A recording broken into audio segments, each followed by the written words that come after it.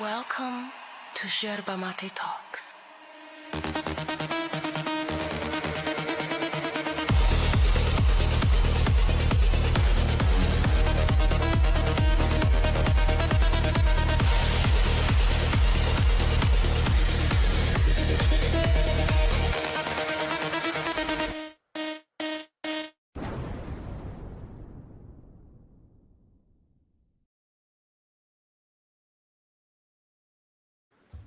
Welcome to Yerba Talks. I am Max. Kat is somewhere.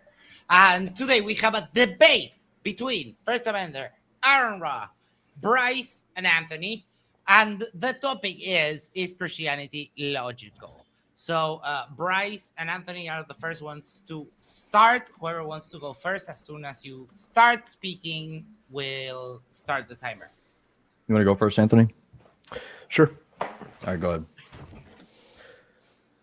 All right, so we're taking a position that Christianity is logical.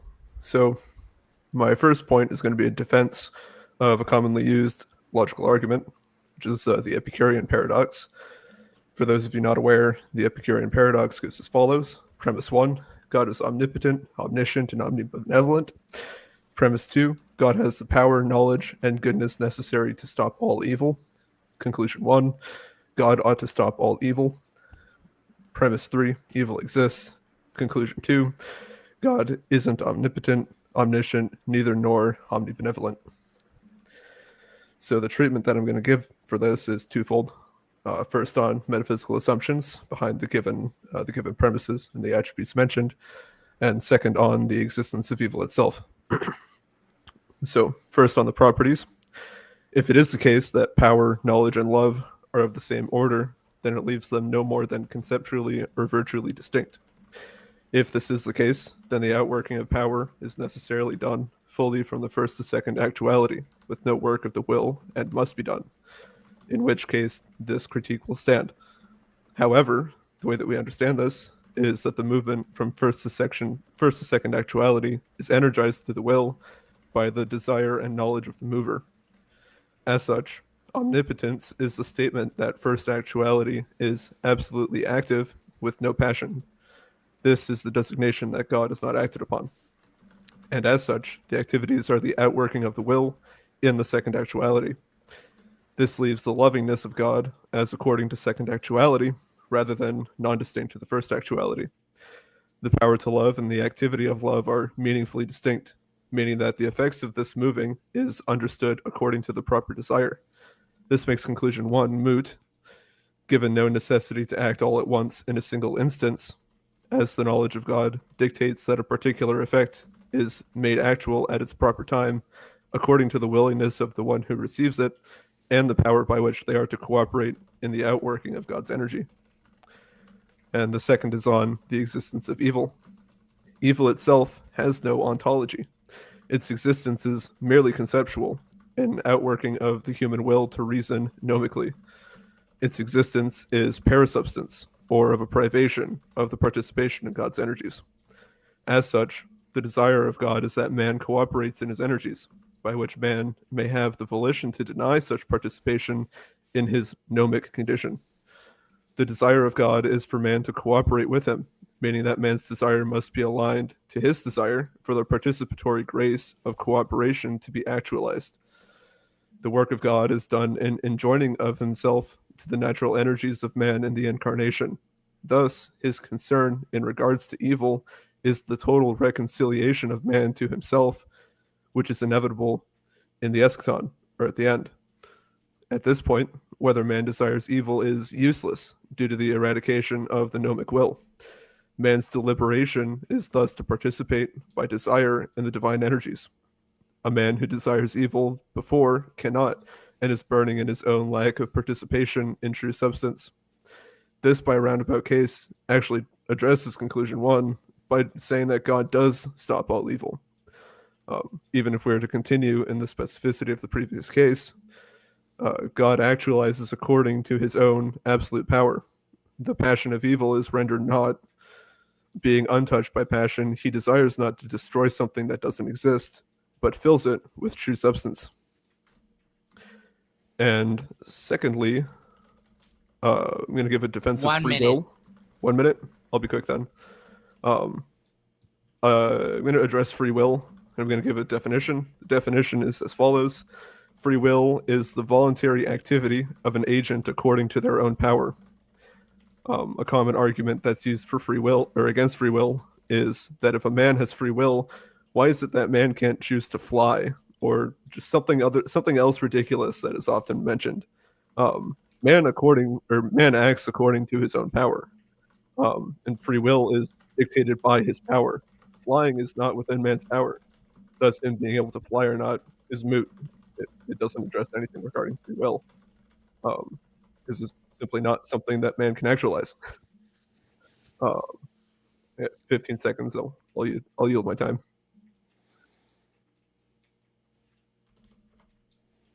All right, no problem. Thank you so much. Let me reset that. And Bryce, whenever you are ready. Okay, cool. Hello, everyone. My name is Bryce J, and today I'm going to demonstrate that Christianity is indeed logical compared to my opponents who think otherwise. What does it even mean in order for something to be logical in the first place? I have three different sources for you today. We have Merriam-Webster Dictionary, where it says according to the rules of logic, such as the law of non-contradiction, the law of identity, the law of excluded middle, etc. The Collins Dictionary, where it says that it is a conclusion or result of a series of facts or events, is the only one which can come from it according to the rules of logic. Again, like the three laws of logic in the classical sense. And the Britannica, where it says agreeing with the rules of logic, sensible or reasonably. We can see that it's pretty casually agreed upon, at least with these basic dictionaries, that the worldview simply being logical just implies that is something that follows the laws of logic, as can be sensible or reasonable. There are three main laws of logic that would be used to critique the viability of Christianity in terms of its logicality. The first one would be the law of identity, where it states that every entity is identical to itself. A is A, right? A thing is what it is, and its properties remain constant within a given context. The law of non-contradiction, where it says that a statement and its negation cannot both be true at the same time and in the same sense. You cannot have a P and a not P simultaneously. Something cannot both be true and false simultaneously. The law of excluded middle. For any proposition, it must either be true or false.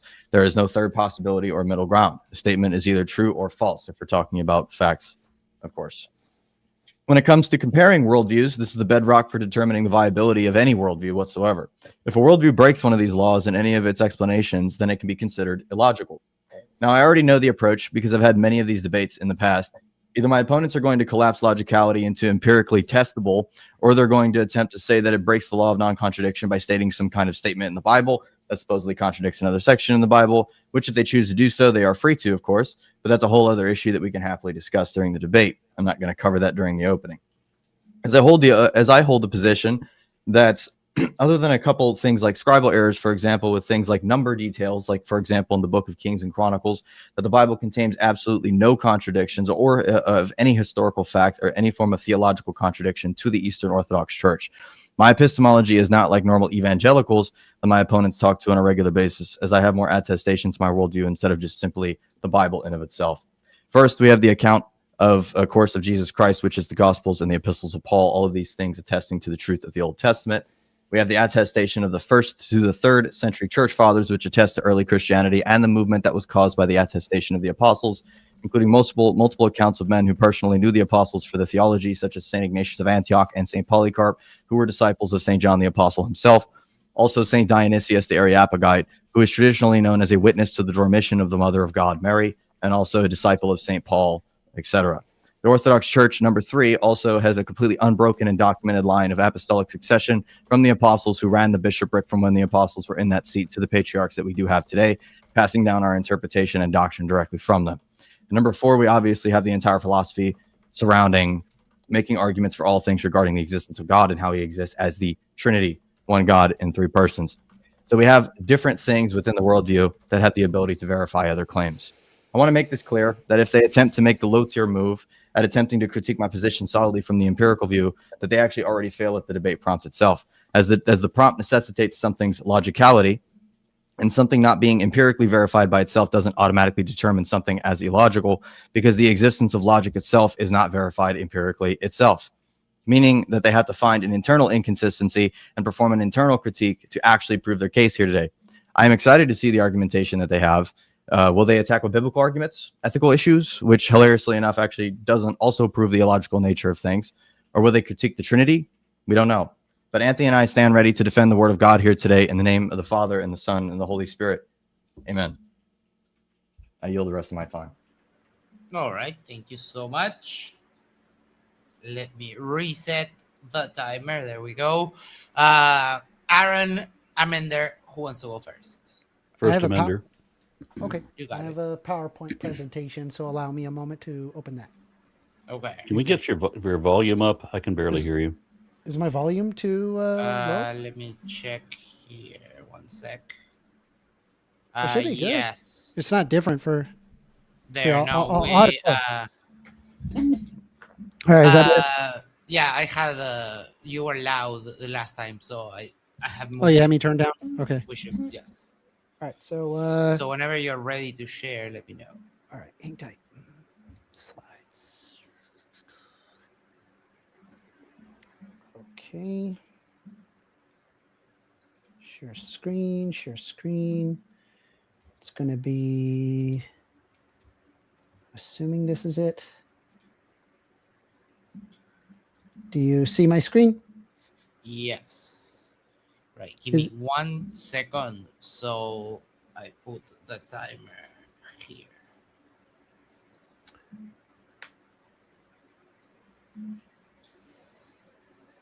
There you go. All right. Ready when you are. Okay, the question is Christianity logical? This is an intro from 1stAmender, and you can find me on youtube.com/@1stAmender. Consider a subscribe. Definitions. 1. Miracle. An event that is caused by a divine agent that is not reducible to known natural laws. 2. Work. Energy transferred when a force causes an object to move, displace in the direction of that force. Keep in mind, when I am using the word work, I am referring to the physics definition, not the colloquial sense of the term work. 3. Logic, the study of correct reasoning. Logical reasoning aiming to arrive at a conclusion in a rigorous way. It happens at the form of arguments or inferences starting from a set of premises and reasoning to a conclusion supported by these premises. Syllogism 1. P1. If God performs miracles within space-time, those miracles must produce detectable physical effects, i.e. energy transfers or work. P2. All detectable physical effects involve energy transfers describable by physical laws or measurable deviations from them. P3. Extensive empirical investigation has found no verified instances of unexplained energy sources or law-violating work attributable to a divine agent. Examples. Conservation of energy experiments from the 18th to the 19th century. There's multiple of them, but here's 3. Émile du Châtelet in the 1740s performed an early formulation of energy conservation. James Joule of the 1840s performed a mechanical equivalent of heat. Hermann von Helmholtz in 1847 created a formal statement of energy conservation. Before such experiments were conducted, people believed in things such as vital forces, divine animation, and special life energies. Syllogism number 1 continued. P4. If an entity produces no detectable effects despite exhaustive investigation, there is no rational basis to affirm its existence as an active causal agent. Conclusion 1. Therefore, there is no rational basis to affirm that God acts within space-time. At bare minimum, God either does not exist within space-time or exists but never acts, which collapses miracle claims. Syllogism 2. God outside space-time. Outside space-time. P5. Classical theism defines God as a personal agent who thinks, wills, intends, and cares about events.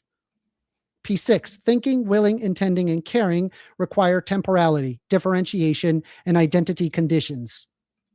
P7. Temporality, differentiation, and identity conditions require a space-time-like framework or, at minimum, structured relations to analogous to space-time. Premise 8. A being that exists entirely outside of space-time lacks the necessary conditions for agency, intention, or personhood. Conclusion 2, therefore, a spaceless and timeless entity cannot be a personal God of Christianity. No first cause gods. P9, either God acts within space-time or exists entirely outside space-time. Conclusion 3, if God acts within space-time, there is no evidence of such action, C1. Conclusion 4, if God exists entirely outside of space-time, it cannot possess the attributes required to be a personal God. C2, a spaceless, timeless entity cannot be the personal God of Christianity. Therefore, no God possessing the attributes claimed by classical theism exists either within space-time or beyond it. Christianity is not logical. It has to eschew logic in order to remain cogent. Thank you. You can follow me for more woke content here. youtube.com/@1stAmender. Thank you.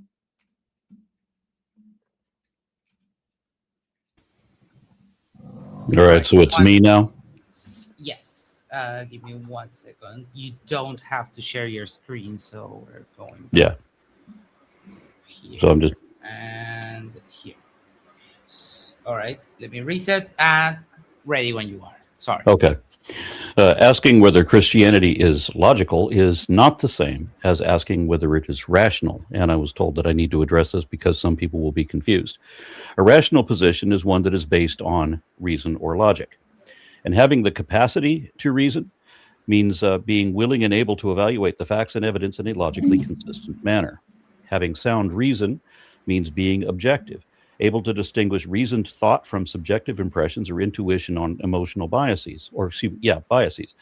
And being logical means drawing sound and sensible conclusions based on natural facts. Christianity doesn't do any of these things, and quite the opposite, in fact. Christianity is a religious faith, and reason is the opposite of faith. One could fairly say that religious faith is an unreasonable position, assumed without reason and defended against all reason, and that religious believers are not amenable to reason, refusing to be reasoned with. They certainly don't have good reason, because they can never cite any evidence or arguments that are both objectively verifiable as accurate and that are also positively indicative of and or exclusively concordant with their supernatural assumptions over any more logical explanation. Whenever an irrational, illogical person would assume a supernatural occurrence, a rational person would say, no, there must be a logical explanation, implying, of course, that assuming the supernatural is illogical, not logical. And some Christians argue that God is the creator and basis of everything, and that logic comes from God, not God from logic. Remember that. However, that claim is itself illogical. It is the question-begging fallacy, which is ubiquitous in all religions, not just Christianity, all of them. It's the circular argument where the premise assumes the truth of an already assumed conclusion, a conclusion that must not be questioned and cannot be logically reached unless it is assumed at the onset.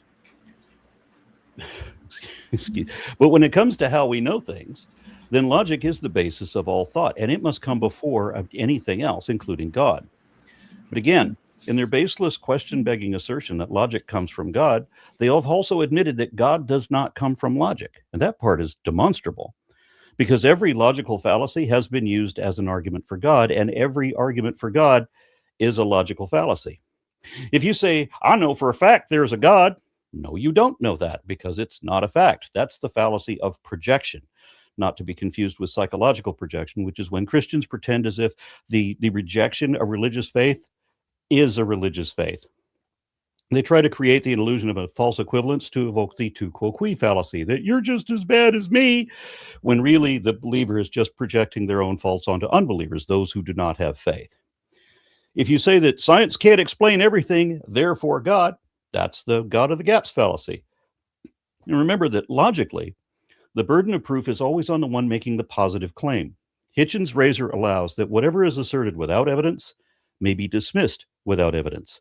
If you want to add a God to our shared reality, then it is incumbent upon you to substantiate your claim. But since religious faith is unreasonable and irrational, it is also illogical. Having faith means never admitting when you're wrong, not even when it's already obvious to everyone, insisting instead that your empty, unsupported assertions should be accepted as true just because you said so, until or unless someone else can prove it wrong. That is the argument from ignorance fallacy. And expecting the atheist to prove that there is no God is not only asking us to prove a negative, which is another fallacy, it is also the fallacy of shifting the burden of proof. Religion requires illogical thinking. For example, the best syllogisms meant to promote religious belief begin with premises that are arbitrarily contrived and not even necessarily true, but even if they were, their conclusions are still non sequitur, like the Kalam cosmological argument. Or their arguments simply ignore important points that contradict it, like with Paley's watchmaker argument or Pascal's wager. Or they fail logically otherwise. Since a material universe must necessarily have material in it, then an argument for a necessary being would assume that dead, unconscious material is immaterial living consciousness. There's just no logic to any of that. And that's just for theism in general. Christianity itself has several more fallacious notions to it, making it even less logical, as we will surely see in a moment. All right. Thank you so much for your introduction. Let me reset the timer for 1 hour open discussion. And what I will ask is if we can try to keep the interruptions to a minimum. I will leave you guys to chat. I'll try to intervene as least as possible, only if it gets out of hands with the interruptions, but I'll try to be hands off. People in the chat there, make sure to do the social thing is like, share, subscribe, and we'll get right on to the debate. All right, take it away. Well, the first thing that I kind of wanted to say is that you used a pretty popular argument that I see. Actually, I'm pretty sure I've seen allegedly Ian use that exact argument that you made there, First Amender. When it came to the premise 3 of your first syllogism, where it says extensive empirical investigation has no verified instances of unexplained energy sources or law-violating work attributed to a divine agent. I mean, wouldn't you say that that's probably presupposing the fact that the empirical method is the only way to determine any form of energy transfer? You're muted. You're muted. We would observe work coming from some unknown source. Mhm. If there does exist miracles, we ought observe that. We've never observed that. It's never happened. Okay. So if it's never happened, something, for example, if it's not verifiable empirically, how does that actually make that premise then logically follow? Like I said in my opening, I said that the something problem is empirically that verifiable. you're coming to a conclusion that it must exist despite the fact that there's no evidence behind it. I could give you, for example, unfalsifiable experiments or an unfalsifiable statement, and in which case you would actually have no way to disprove me. For example, if I asked you, are there leprechauns? Do leprechauns exist? You would probably say no, right? Yeah, I would ask for an argument as to how that would be the case. Sure. Okay. So is it logical to presume that leprechauns exist? Without an argument, no. Okay. So you have an argument for the existence of God? Correct. Okay. Would you like me to walk through it? Yeah. Okay, cool. This is the argument from divine conceptualism, and you can go ahead and tell me when you disagree. Okay. Premise 1 is that truths are propositions that correspond to reality. That would be my definitional preference, my definitional premise. And Okay. that, just to clarify, that would mean that when you say that something is the truth, you have to be able to show that it is true, correct? Because how else can you know if it corresponds with reality? Mm-hmm. There may be statements of things that are actual, but if you don't know that they're actual, then you can't. It may be true, but you don't know it. But until you know it, then you can't call it truth. Yeah, it would depend on your criteria for how you come to the conclusion that something would be true. I already have a question regarding your premise 1. You're saying truths are propositions that correspond to reality. Mm-hmm. And we have no evidence of miracles having ever happened, ever, under any circumstance. Yeah, I mean, I asked you the thing experiments. regarding... So hold on. You're saying truths are propositions that correspond to reality, but miracles in and of themselves don't correspond to reality. I mean, you're saying that they don't correspond to reality because you're taking it from an empirical lens. That's the only reason why it wouldn't correspond to reality in your view. Right. Where can we observe a miracle ever happening? Because when you're saying a miracle happened, what that shows is that something within our physical realm happened that is unexplained. Mm-hmm. I mean, it's saying that it's unexplained. There's work being done from some from some Can I just offer unknown a source. contention that we're talking now about arguments for God. We're not discussing Christianity. I mean, my argument would kind of lead into it, basically supposing that Christianity would be the God that we're talking about. But Why because he asked wouldn't for we an assume that it argument would for be that. Hinduism or Sikhism? Well, because if we go down to the parts here, like for example, in my conclusion, where it necessitates a necessary mind that grounds necessary truths, Hinduism and Sikhism don't actually make that claim about how God works. That's another problem. Well, You're So that it applying- wouldn't apply to Hindus them. make that claim, and we could You're- also say the same about deists. So I just, Yeah, I just I mean, Hindus would ground everything in a polytheistic sense, and that the Not Brahman would necessarily. basically just be a generic not understanding. necessarily. The Bhakti Hindu, which are prominent in the United States, do it very differently. They're very much like American Protestants. or Mhm. hell, I mean, you But- could look at there's multiple different religions that correspond with like a first cause mover. Like there's so Yep. many religions that show that, but for you, it's I'm not doing a specifically first cause argument though. it's I no, I'm saying that there's plenty of religion. I'm not saying you're arguing that. I'm saying that there's lots of religions that argue the very same thing that would, like, I could just posit whatever God I like. How do you logically come to the conclusion that it's specifically the Christian God? Yeah, so if we're talking about like logicality, for example, if I were to finish the syllogism and then we got to the point where we say, okay, now what God? We're Right, already would stuck then on conclude P1. that. The point is, it's irrelevant. I mean, you haven't rejected P1. God could You exist just had a or question not. about P1. God could exist or not, and it have no impact on whether Christianity is logical. Okay. So the syllogism that I'm specifically trying to give is something that would then lead into that. That's what I'm trying to get through. And you didn't deny premise one, Amender. All you did was ask a question about it and No, then I'm referred saying it specifically to you miracles. predict your own Do you reject premises. premise one? No, I don't reject premise one. I'm saying you have contradicted your own premise one. Let me ask you this. Do miracles happen? Yes, Do miracles affect physical reality? they can. Yes. Okay. And you state that truths are propositions that correspond to reality. Say that again. Your premise was truths are propositions that correspond to reality. Yes.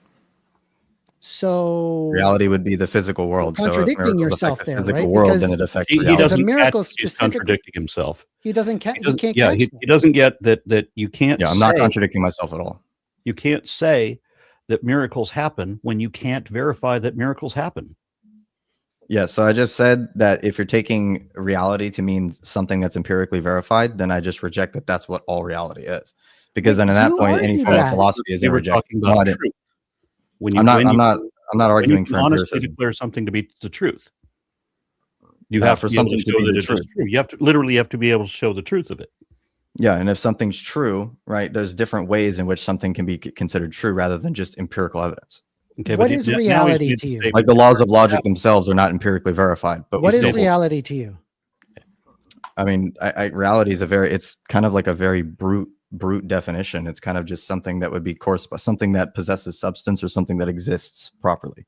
All right, Google definitions just simply states it's a world or state of things that actually exist as opposed to an idealistic or notional idea of them. Do you agree with Okay. that definition? Yeah, I believe God actually exists. He's not just an idea. Correct. Okay, wait, then you're begging the question. How was that begging the you question? You I did didn't. the I didn't. exact I didn't. thing that listen. AronRa just said that you would do. How did I beg the question again? Go ahead. You presumed the existence of God prior to, you said God exists, therefore God must exist. You're stating, No. I said to you, what is reality to you? I haven't And even then I made the said- argument that God exists. yet. and I gave you a Google definition, which is the world or state of things as they actually exist, as opposed to an idealistic notional idea of them. And then you say, well, God is reality Yeah. to me. Okay, so God exists, therefore God exists. It's No, totally my premise circular. one didn't presuppose the existence of God yet at all. See, this argument is something that would be asking you a question. When I'm asking a premise, or when I'm giving a premise, I'm asking if you in your worldview agree with it. I'm not asking So you whether I or not to agree with accept the my premise, worldview of it. But I can't go past the premise if you are contradicting your own premise. I didn't, because I believe that in my own worldview that it does correspond to reality. You And- That believe. miracles can correspond to reality. Okay. And you also Yeah, believe you guys that- believe things as well, so that's I irrelevant. don't. I mean, So you do. no, I don't. Yeah, you do. No, I You don't. believe that logic exists. Can you verify that empirically? No.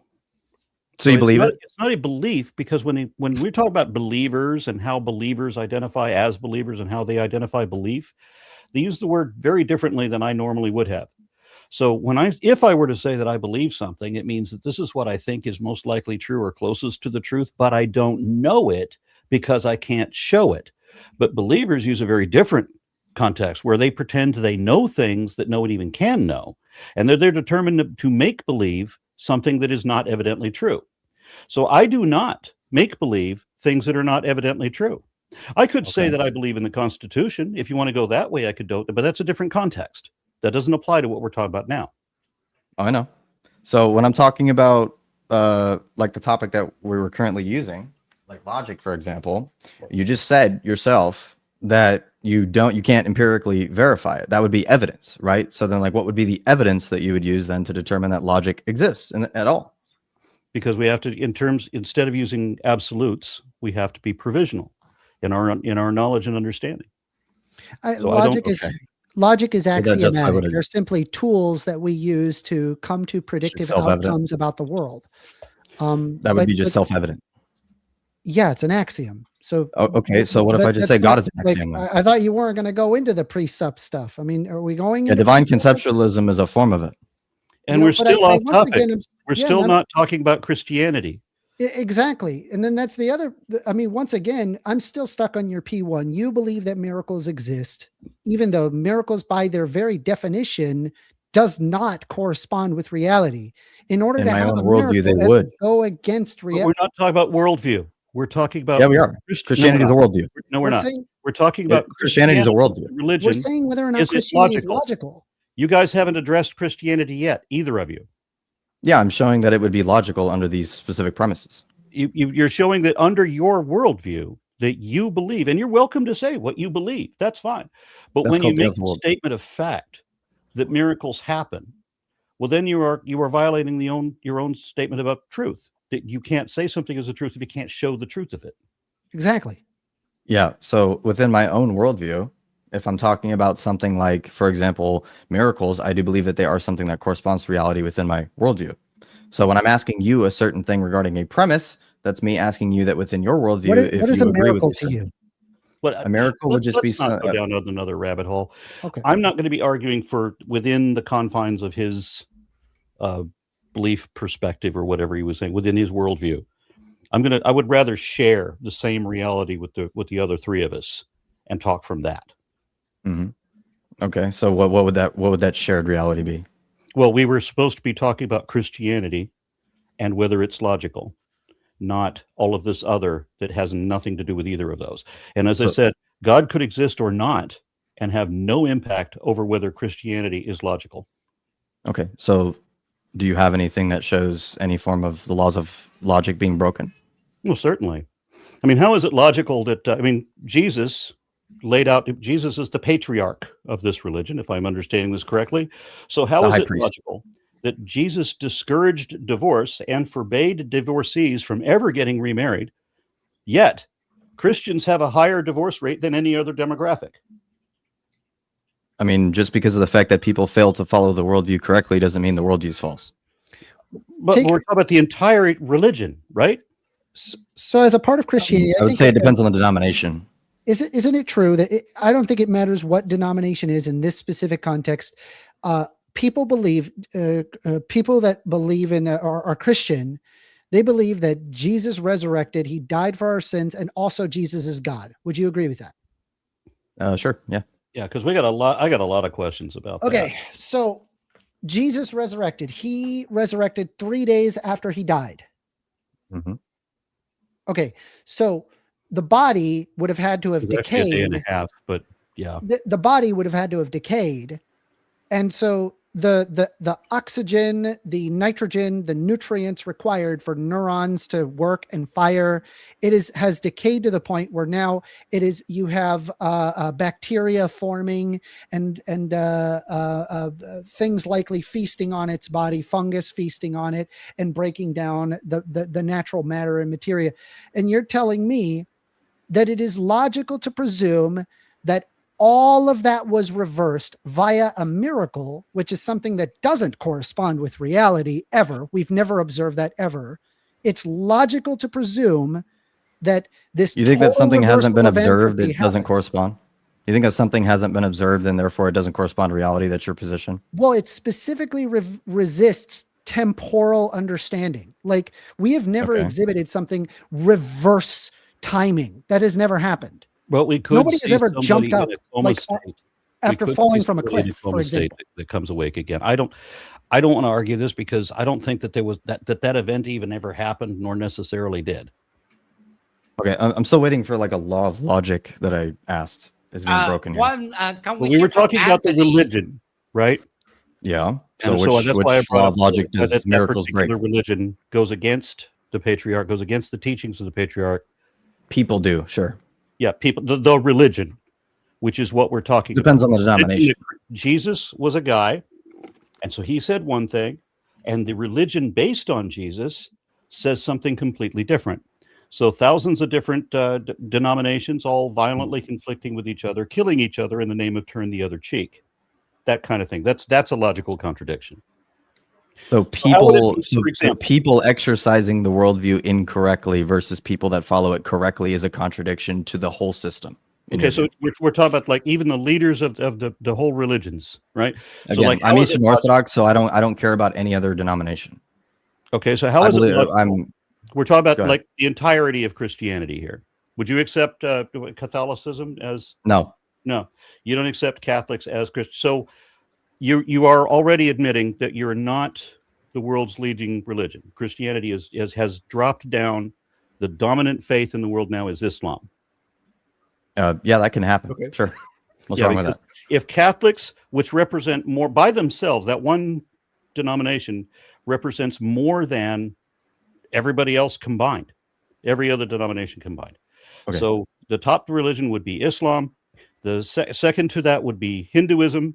The third largest religion would be Catholicism. And then the fourth largest religion would be unless you want to say that Orthodoxy is separate from Protestants and all of that. It is. Okay, so then it's even lower then. So you're down below the Sikhs. Okay. So the amount of people that are part of a I guess religion we you have think to makes it define- illogical? But then we have to define what Christianity is. Yeah, I already said that I'm Eastern Orthodox.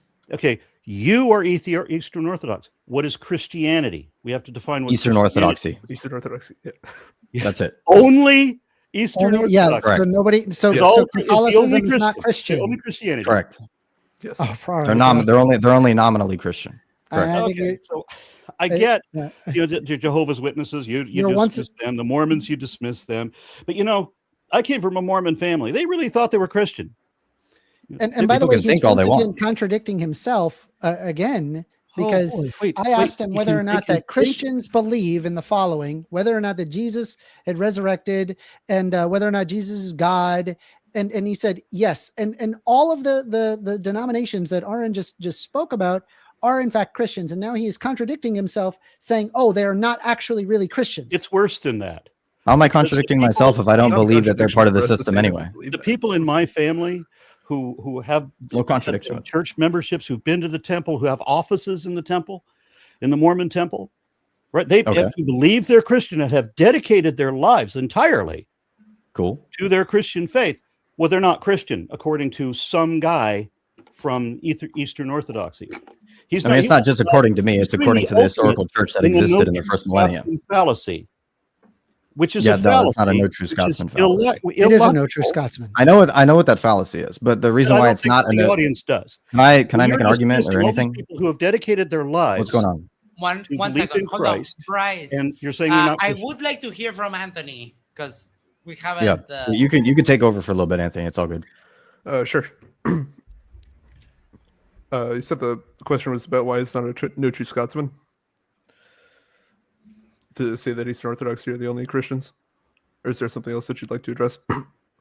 Well, I don't think that any of us would have been prepared to debate, is Eastern Orthodoxy the only form of Christianity? I think that's a very different topic. When we're talking about Christianity, we are going to have to include Catholicism and Protestants and so on. I don't think so Can't necessarily. just if you want to change the entire debate topic to arguing about how logical Eastern Orthodoxy is, that's another matter. But we are talking about the entirety of Christianity, and you can't just by fiat exclude everybody. Well, we do, because we do have different. I mean, well, gotta we be do. honest. Okay, We do. it's not Well, fair. because It makes there no are different Yeah, there are we're different gonna do that.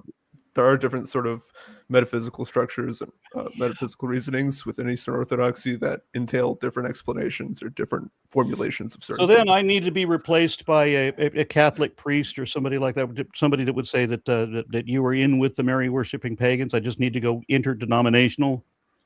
We can't talk about Christianity as a whole because there is no Christianity as a whole. There's just Eastern Orthodoxy. That is Christianity as a whole. That's kind of the It whole is point. Christianity as a whole. Yeah. No, once again, you've No. contradicted yourself. You're saying, do How did I Christians do that believe- again? I said, do Christians believe that Jesus died, resurrected later, died for our sins, and is God? That is a Christian. You said yes. Now you're stating only Christians are Eastern Orthodox. Once again, you have And contradicted yourself. we don't disagree. Yeah, I with said any in of a those nominal premises sense, either. sure.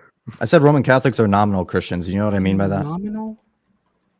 I said that earlier. Yes. So you're saying like it M- only meaning that- meaning that it they just only have the- exists they in have the they're name. not really Christians. They only exist in name, but they don't have any real substance or power. So what is the real? I have an just out of argument for that. curiosity. It's a little bit of a misnomer, but what is exactly the real substance of Eastern Orthodoxy that is separate from the rest of Christianity that makes you think that that only the real Christians is Eastern Orthodox? Do you want to do that, Anthony, or me? I mean, I can go simply. It's actually your the claim. essence energy Bryce. I would distinction. love to hear Bryce's claim on that. All right, I'll answer this claim and then I'll have Anthony take over for a little bit because he hasn't gotten to talk much. But the reason why Eastern Orthodoxy would be considered that one true church that we're talking about is due to the fact that we can actually read the original Christians from the 1st, 2nd, 3rd, 4th, 5th, 6th century, etc., all the way to the Great Schism in 1054. And when you actually look at the theology, the soteriology, the ecclesiology, and all of the way that the church was actually set up, the Roman Catholic Church and the Protestant Church completely deviated from what the original church was. The Eastern Orthodox Church historically is the only church that was actually capable of providing the original faith, and we can actually read the people that believed in it in the 1st and 2nd century, and they do not this purport very to the argument same from belief. Catholics earlier today. And if you want to talk about it like that, we can. Based on what was founded on the Pentecost of 33 CE. Yeah, where they called it AD, of course. Okay. I mean, he argued once And again. I've heard the same thing from Jehovah's Witnesses, that they're going back to the true faith that was somehow forgotten by every other denomination. Yeah, And but they then, believe in a great apostasy theory, which is its own problem. if you want to just look up, just be objective, right? I like to be able to look up the facts. How many denominations of Christianity are there? I'm looking at a pie chart that shows quite a few of them. And you know what? Yours is not on the list. I mean, even if it's not something that's on the I first think list that we're- you looked up on Google, then I mean, sure. I think we're a little bit on the weeds on whether on the. I don't think we're going to get any better conversation. because they've redefined what Christianity is to exclude everybody else, and only talk about Eastern Orthodoxy. I understand. Maybe we can just grant them that position, and for the sake of argument. I don't think I'm going to. I came to discuss I Christianity understand, as a whole, not just one denomination thereof. And your argument of it being illogical. We're talking about objectively verifiable data. So if we objectively verify the data, we will look up how many denominations of Christianity there are, and there are quite a few, and they include things that he said are not Christian by his fiat, but there's hundreds of millions of people who really believe they're Christian. They would argue this point with them. I'm not here to defend whether Catholics are Christian. I'm here to criticize Christianity for being illogical, and he's demonstrating how illogical it is. I mean, me saying that there's only one understanding of Christianity doesn't make it illogical. Your whole entire argument about the Christianity being illogical is due to the fact that there's multiple denominations, which again, that doesn't actually show something being illogical in the first place. Because you're just saying that due to, because let me put it like this. If there was a worldview that did exist, that was true, any worldview, we're not even talking about Christianity. If there was any worldview that was true, do you believe that there would be false understandings of that belief at all? Sure. Okay, so does that make the entire belief false then, on its own? No. Then you just conceded your whole argument. Thank you, Anthony. You can continue. No, I didn't, because I would allow that there are plenty of people who take the same position as I do with regard to humanism, for example, or with regard to accepting evolution, even if they don't necessarily understand it. The fact that some people don't understand it doesn't disprove it, but it also doesn't mean that I can eliminate them as not being from my little tiny faction.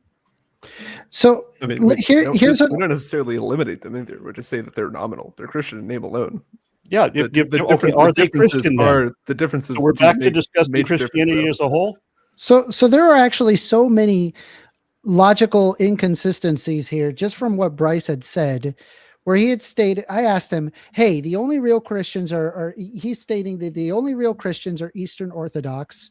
And I asked him, why is that the correct one, right? His answer was, the reason why Eastern Orthodoxy is the real church is because we can read the original Christians all the way back to the Great Schism. And when we look at everything, it deviated from what the church originally was. Even if I presume that you did not make a no true Scotsman fallacy, which you did do, you also, once again, regarding the Great Schism, you're simply stating, I am correct because I looked at this evidence, and that means that I am correct and others are incorrect, as if the Catholic Church themselves did not also do the same thing, or that other people may not have done the exact same thing. And so therefore, you're just assuming you're correct on the basis of the antecedent. You're affirming the consequent. It's not logical. Yeah, just because of the fact that I affirm my position doesn't, sorry, I'll say this real quick and you can go. Just because of the fact that I said that I have a certain position, that doesn't mean I invented that position. I didn't make up my own position of Christianity. So again, like, if you want to go ahead and try to say that everyone is Christian, again, like, yeah, sure. If every single denomination was somehow true regarding Christianity, I would honestly concede that then therefore Christianity would be illogical. That's not the case. Christianity, or are there criteria that one must meet in order to be Christian? The least of which being there is criteria. There's a lot of criteria. Lord and Savior. Yeah, there's criteria. We can go through any of them if you would like, but we go through the criteria. The general criteria for what is a Christian applies to all these different denominations that you've excluded. Yeah, the general criteria is be baptized within the Eastern Orthodox Church. Simple as.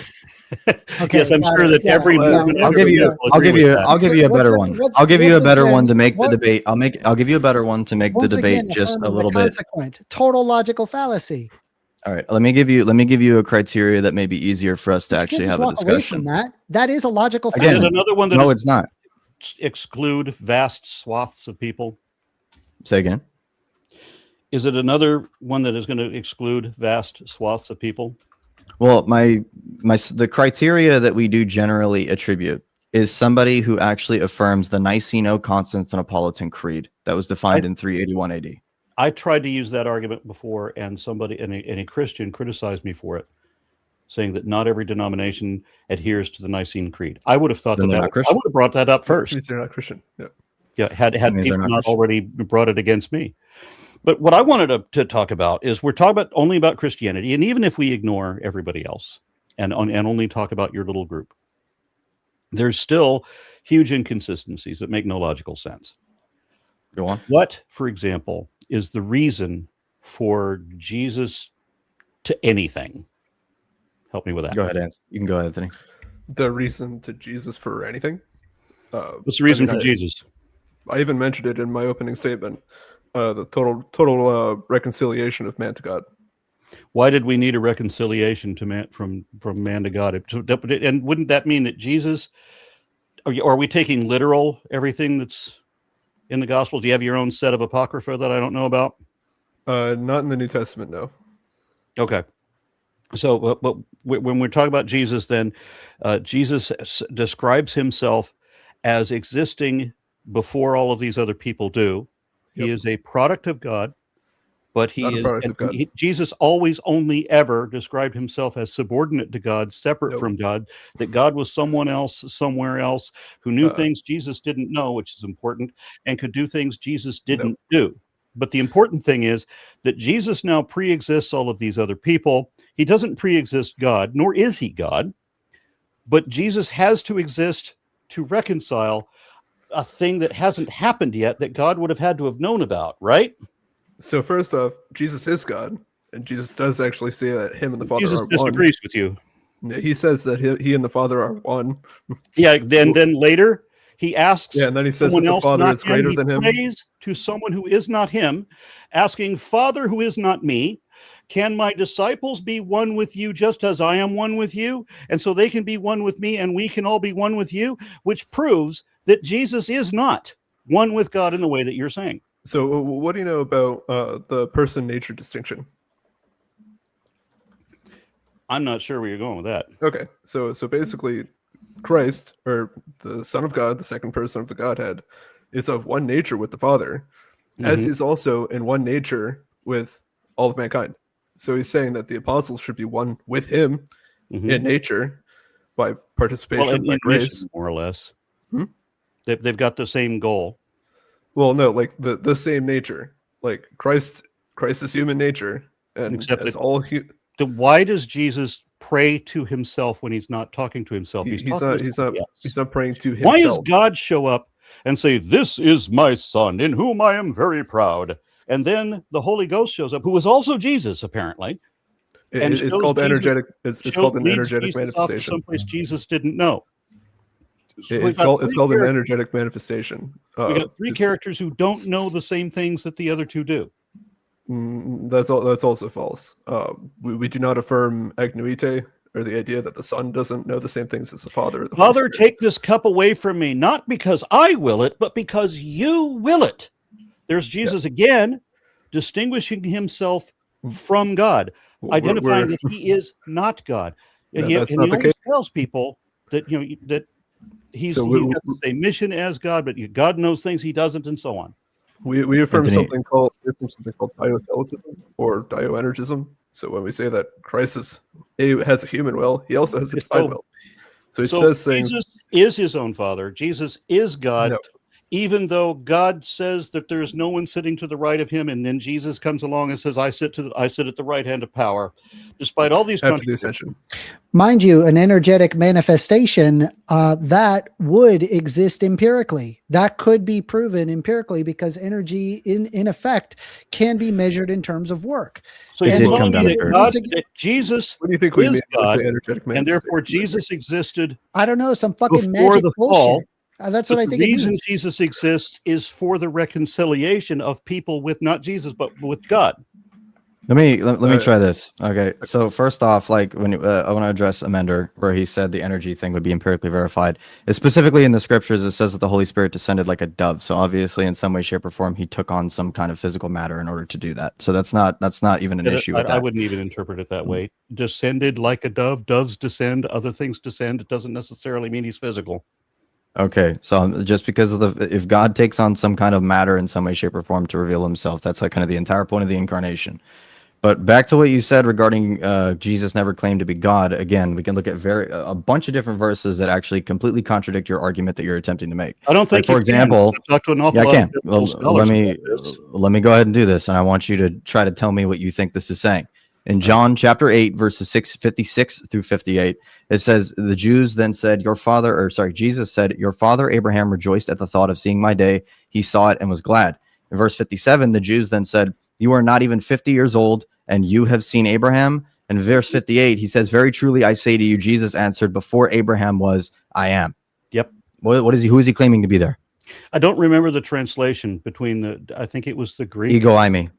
Yeah. And I remember reading from or listening to the lecture by a Bible scholar where he's talking about in the translation, it does not mean what people assume that it means. He doesn't literally say before Abraham was, I am. He said it's a translation error. Okay, who Greek. says it's a translation error? Yeah, it's a translation error. That. It was Dan McClellan. Dan McClellan said it's a, well, first off, Dan McClellan is a Mormon, so of course he's going to interpret it that way. So I just want to put that out there. Okay. And then Another second no off, true Scotsman. when he says it's not a no true Scotsman, if there's a worldview Because that it's not exists a and real people core get things Christian. wrong, people are Therefore, capable of must be getting things wrong. wrong in any form of Doesn't worldview. matter. Specifically It in the doesn't matter. verse, Scholarship. specifically in the verse question is not where it whether says or not before. is whether or not Christianity is Hold true on. or false. No.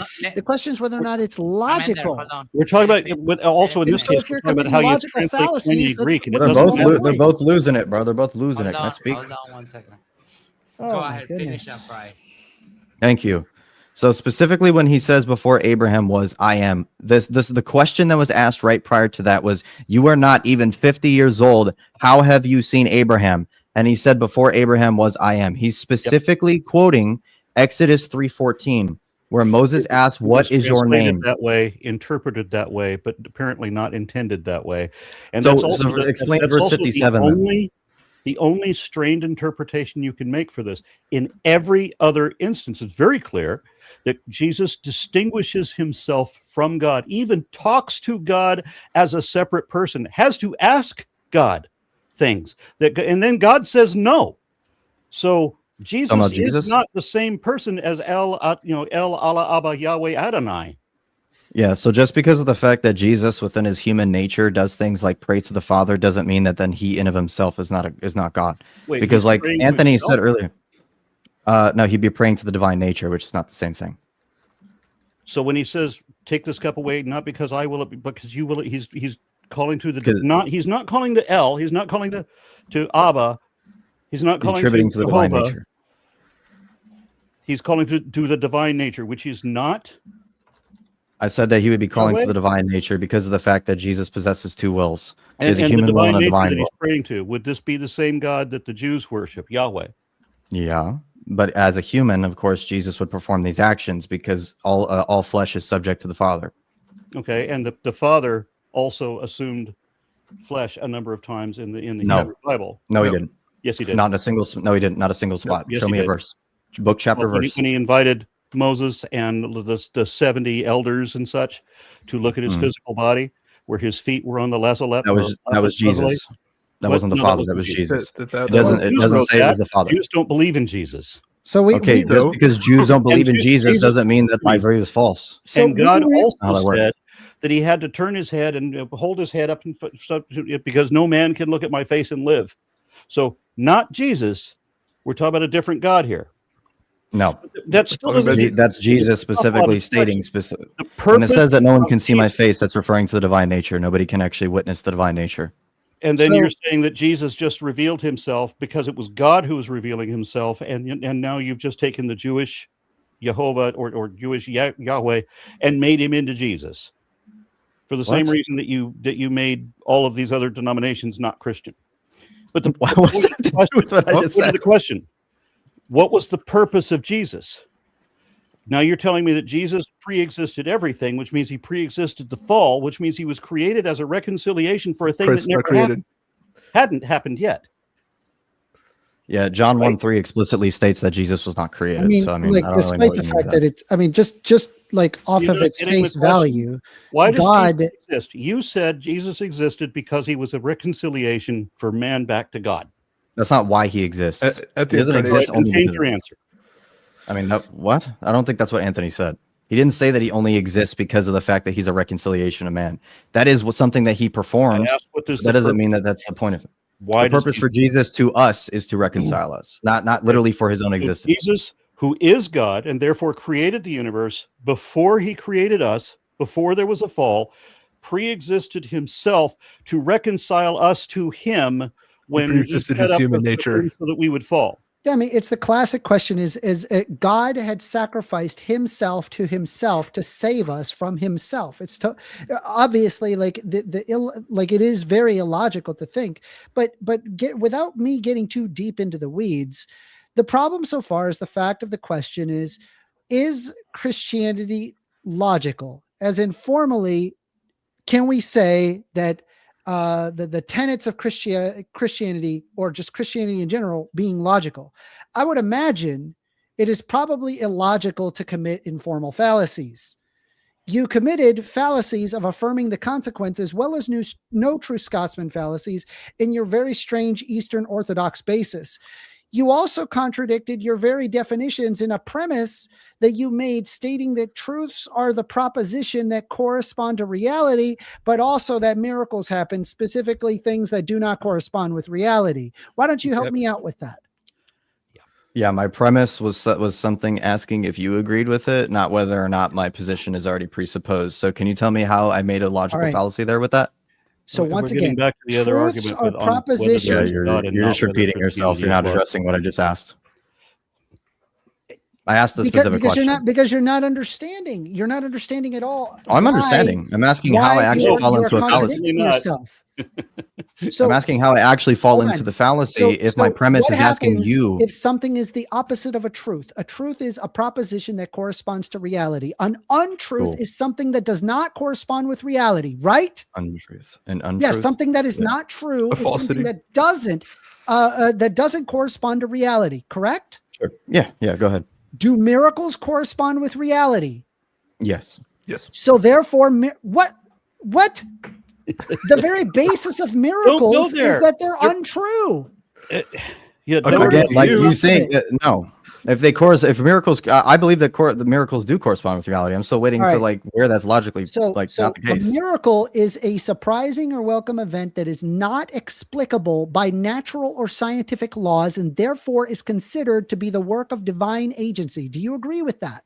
Sure, that's fine. We can go with that. Okay, so that would mean it is not explicable by natural or scientific laws. That means it does not correspond with reality by its very definition of a miracle.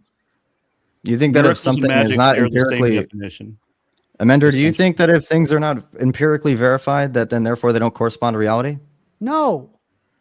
at all? It's the assertion about them. This is why I mentioned before, when you want to use the word truth, we can't just talk about the actual. If you want to say something, you want to claim something to be the truth, you have to be able to show the truth of it. You have to be able to show that it is true.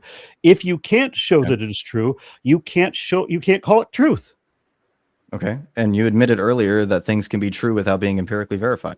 That's true. They can be, but we can't That's what we're trying call to it truth until we know that it is. Okay. What does that even mean, dude? If you don't know it, that's if a you can't tautology. show it, then you don't know it. You have to be able to verify it. Show the Show it truth. what way? Show the Show it evidence what- backing that conclusion. What way do I show I'm it? always saying, I'm probably going to have this on my headstone if I were ever to have a headstone.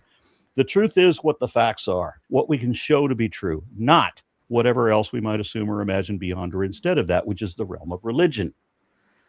Okay, Correct. so I'll address that real quick, and then I'll pass it over to Anthony. When you said that things need to be shown as true, otherwise If you're they're going to call not. them truth. Okay, they have to be shown as true. Yeah, you can't claim it Okay. truth if you can't show the truth of it. The Okay, evidence- cool. And you admitted that not all truths are empirically verified. That's not what I said. That I is said- exactly what you just said No, it's 2 not. I minutes said ago. there are things that may be true and we don't know them, and so that for that reason we cannot call them truth. Talking about like things that we use in abstract, like for example, things like logic and mathematics, etc. There could be things that we accept as true. But they aren't objectively true. Math isn't objectively true to you. Yeah, of course. What are we But how do you empirically verify that? We're talking about things that Math is not we objectively. can show the truth of it, and now Math you're isn't talking about things objective. that we can absolutely prove. Yeah, math is one of those things we can show the truth of. Religion is one of those things where they just use the word truth for what is nothing more than a pack of lies. So I'll just say the thing about math real quick. When you said math, right? Yeah. How do you empirically verify math? It's predictive outcome. Again, empirically, yeah. Predictive outcome, by the way, is not something within empiricism. That's something regarding physical evidence. How do you have But you physical do, evidence? it is an Again, We're observation. talking about Christianity, and you never got Okay. to my question All right, about Anthony, you why can go ahead. Jesus exists. So you're You can go telling ahead, me that Jesus existed before the universe began, but the purpose of his existence is to be a reconciliation for humans back to God, who is also Jesus, because Jesus is God and Jesus pre-existed their need for a reconciliation. Why would we need a reconciliation? So Tell me that. I mean, I'll start first that there are two natures in Christ. He's not just like a single nature after the incarnation. Before the incarnation, he was fully God.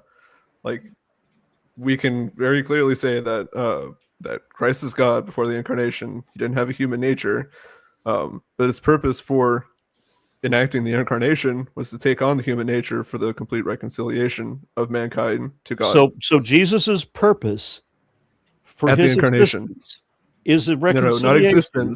not existence at Okay, the well, that was incarnation. why I asked. Why does Jesus need to exist at all? Like, in what sense?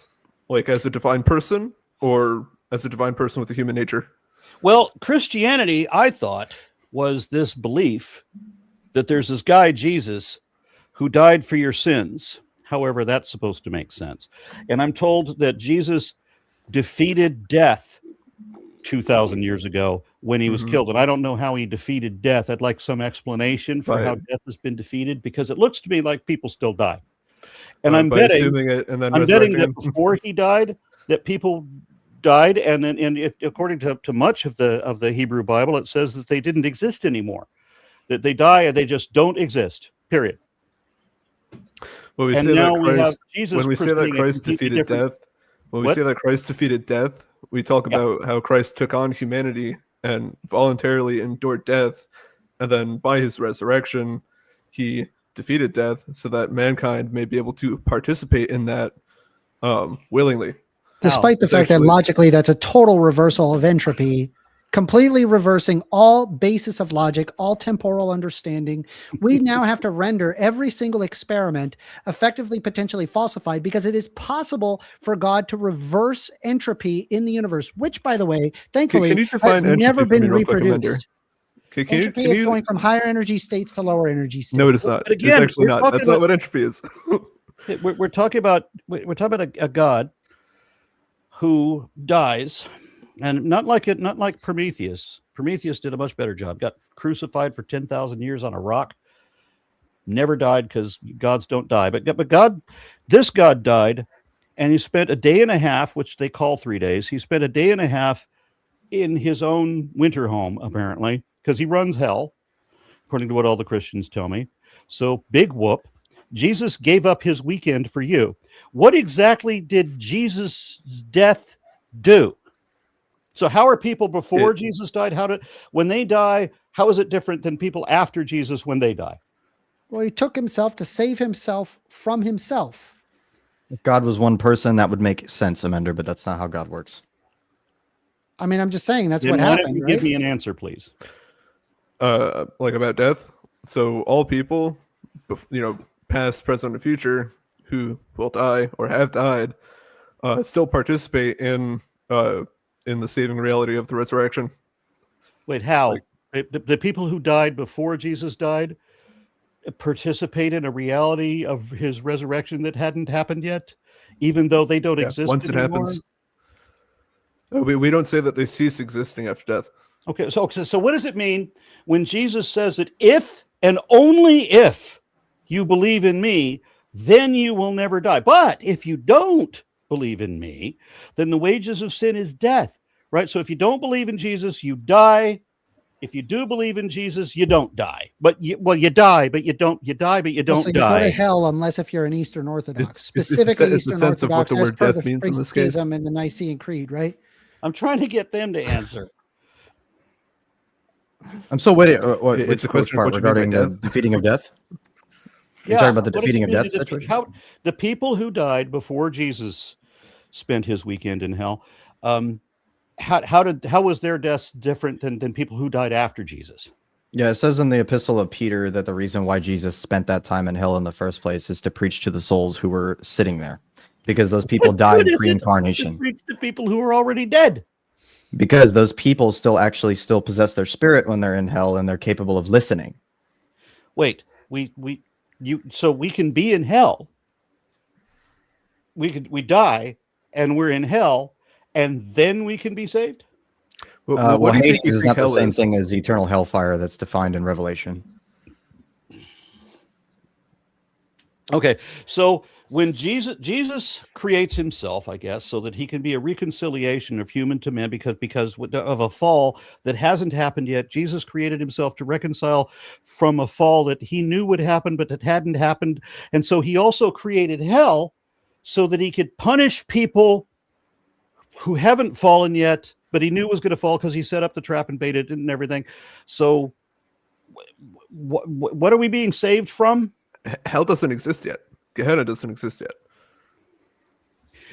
There's a difference between Hades when it comes to like being outside of Abraham's bosom, as it says specifically in the scriptures, versus actually the eternal hellfire that's defined in Revelation on the last day. That's not the Right, same so thing. Once when again, Jesus can't be talked shown to about- exist in any way, shape, or form, right? When Like, Yeah, Jesus yeah, talked sure. If you about- want to say written empirically down. verified, sure. But again, that doesn't make it illogical. I'm still waiting for like any argument of Christianity being illogical. well, the fact that That's you not- That's what committed I'm trying to multiple get at. fallacies in Just order to can't solidify forget your you argument. still haven't actually shown how I made those. I did. fallacies, though. I actually because I pointed out refuted three of them. your accusations that you made already, and it seems like you weren't. Yeah, tracking no, them. it's So- you saying "nuh-uh" is not an argument. I'm So I sorry. didn't say no. when did hell Hold come? on, wait. Amender, can you steelman my argument that I gave you, please?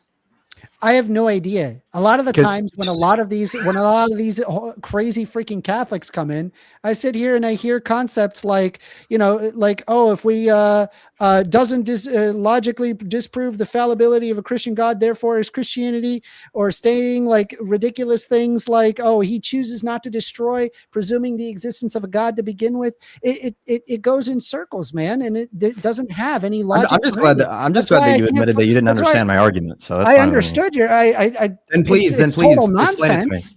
Explain it to me then if you I'm understand sure it. if I talk of the horse, donkey, monkey, pig, and how it like played chess with the water, I'm sure that would be, hey, could you just reframe my argument for me? And then you'd be like, I have no idea what the fuck you said.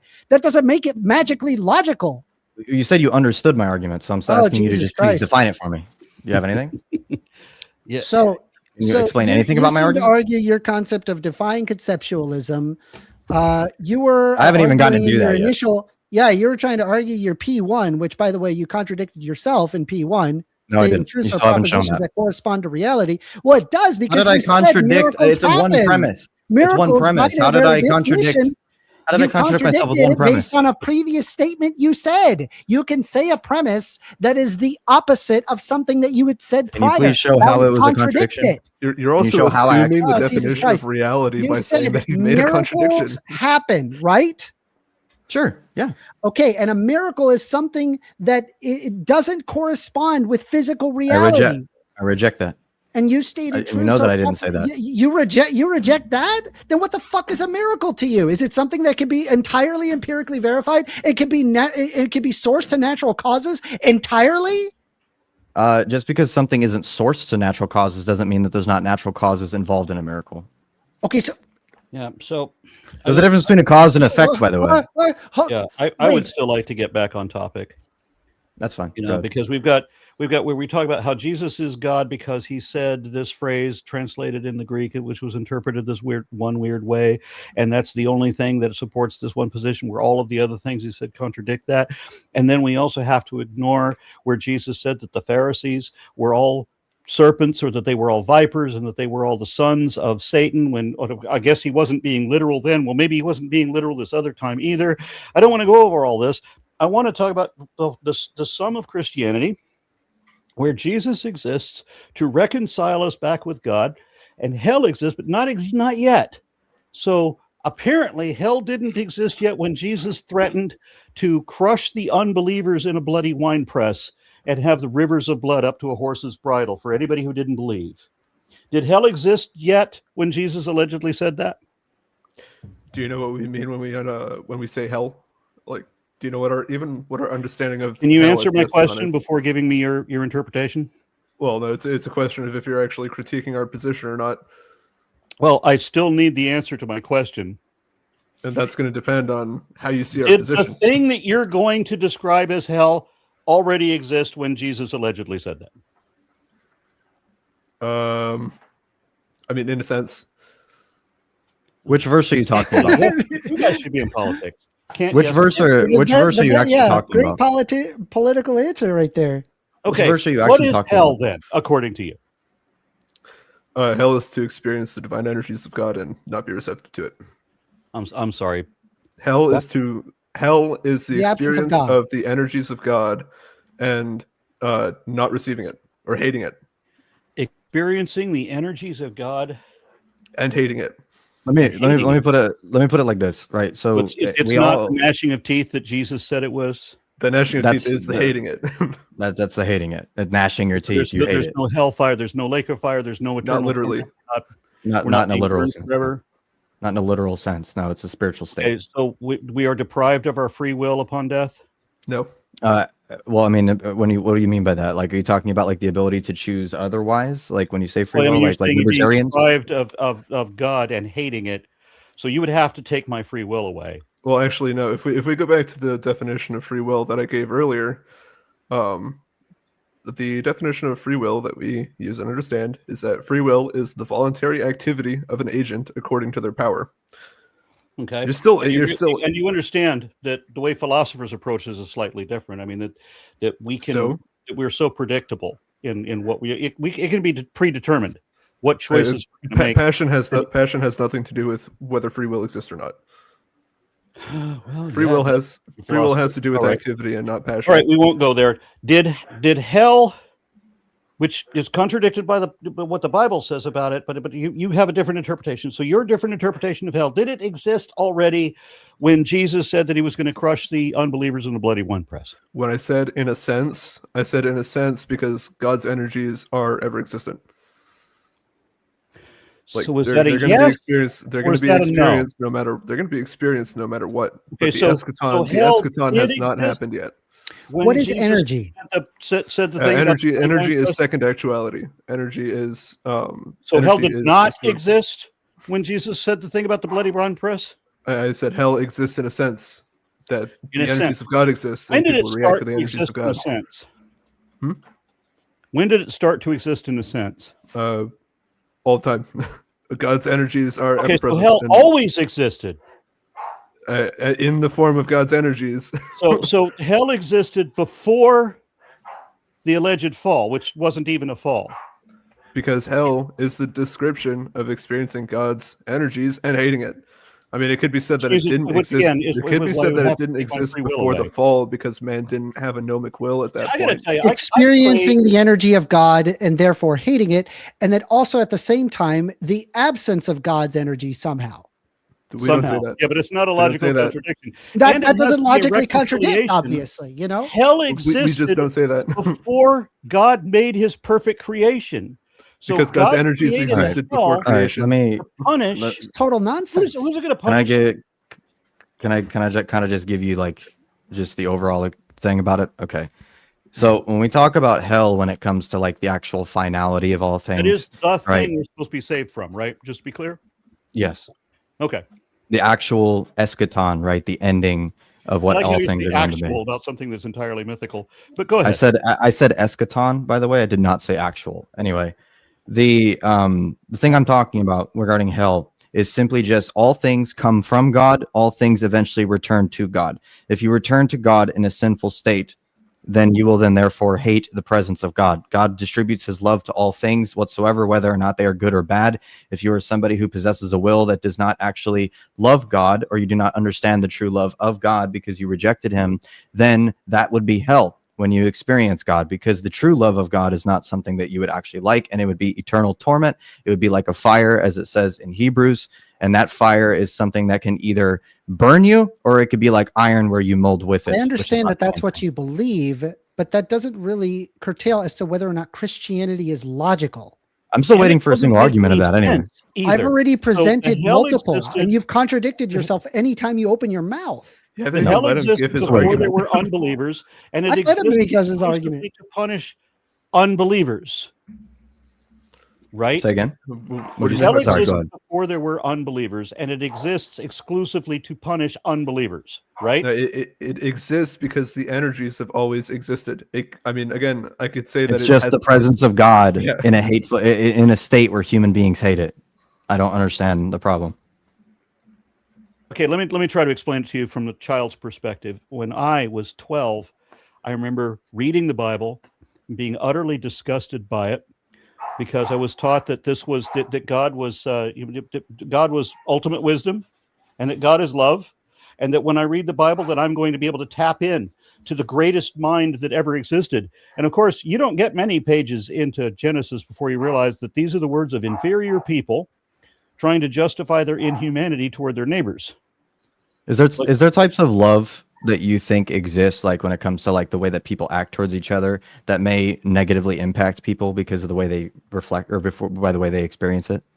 No, there may be, and it's irrelevant to what we're talking about now, isn't I it? mean, if you just accepted that, then you're basically saying that even if we say that God is love, if people experience God's love as negative, then that doesn't mean that then therefore it's contradictory.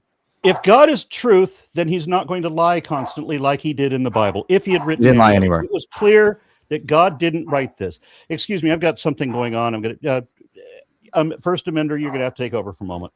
You're good. Okay, so let me ask you this, just out of pure curiosity. Do you believe that plants came before the sun? I mean, if you're talking about like the physical sun, sure.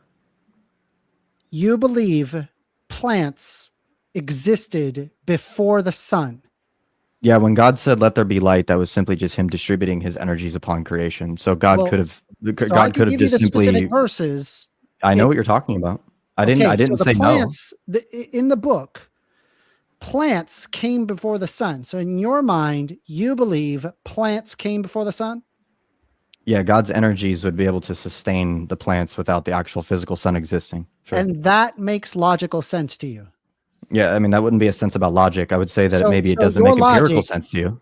Your logic is magic. So I could, for example, based on Can you your- define magic? Based on your basis, I could justify that there exists right now, that has been following you your entire life, a leprechaun. But as soon as you turn around, it disappears. As soon as you turn on a camera, it disappears. As soon as you have a mirror in front of you, it disappears. Any reflection, it disappears. And if there's another person in the room, it disappears. And if you put anything on the floor, it also disappears. That would be logical in your mind, right? Because in my mind, I believe that there could be a magical leprechaun. Why? Because there Why wouldn't is be a that logic. Because there logical? wouldn't be a logical argument for it actually being the case. Why? What do you mean? Why? I just told you why. I just posited the position, right? Show me why. You gave me it would not be yeah. completely You gave a logical. position. You gave Where a do we position, see but you didn't make an plants? argument for it. Where do we see plants existing without photosynthesis? Where do you see that? Yeah, again, There's just because you photosynthesis can't doesn't see something, doesn't mean it's not the case. That's Okay, so ridiculous. therefore a magical fucking leprechaun exists behind you. Holy Yeah, crap. that's not me committing a fallacy there. I'm telling you that in my position, the question that isn't whether or you're not it's giving a fallacy. criteria from The question isn't empiricism. whether or not that it's You're giving a fallacy. The critique question based is whether off or of not empiricism. Christianity is illogical. You are literally saying plants Your argument would is based exist off of prior to empiricism there being the being the case. existence of a sun, dude. Are you serious? Your critique is based off of empirical verification, which has nothing to do with whether or I not tried, something Aaron. actually I possesses tried. logicality. Okay, so I'm sorry about that. There's something with the dogs making all kinds of noise, and there's nothing I can do about that from here. But hell, Are we doing the next thing, or are we still talking about this? I saw that the timer ran out. So what do you want to do next? Yes. If you want to keep it going, I'm still doing my first question. All right, never mind. but we do have a bunch of questions, so we might spark some more conversation with that. I want to thank all of you for this debate. I know that we didn't talk about closings. Would you rather take 1 minute to do a short closing and then go to questions, or do questions and then closings? I'd like Yeah, to we do a could closing. I wrote it. Yeah, we could just do a little bit of a Okay. closing here and then do the questions. Perfect. Let's do 2 minutes per side for closings. Closing remarks. Give me 1 second. Let me fix that. All right. And let's do that. Since you guys started, you guys can start the closings. So I'm I'm in there. All right. Logically speaking, it works as follows. I start by presuming that there could be a God, starting with the premise God can do miracles. What is a miracle?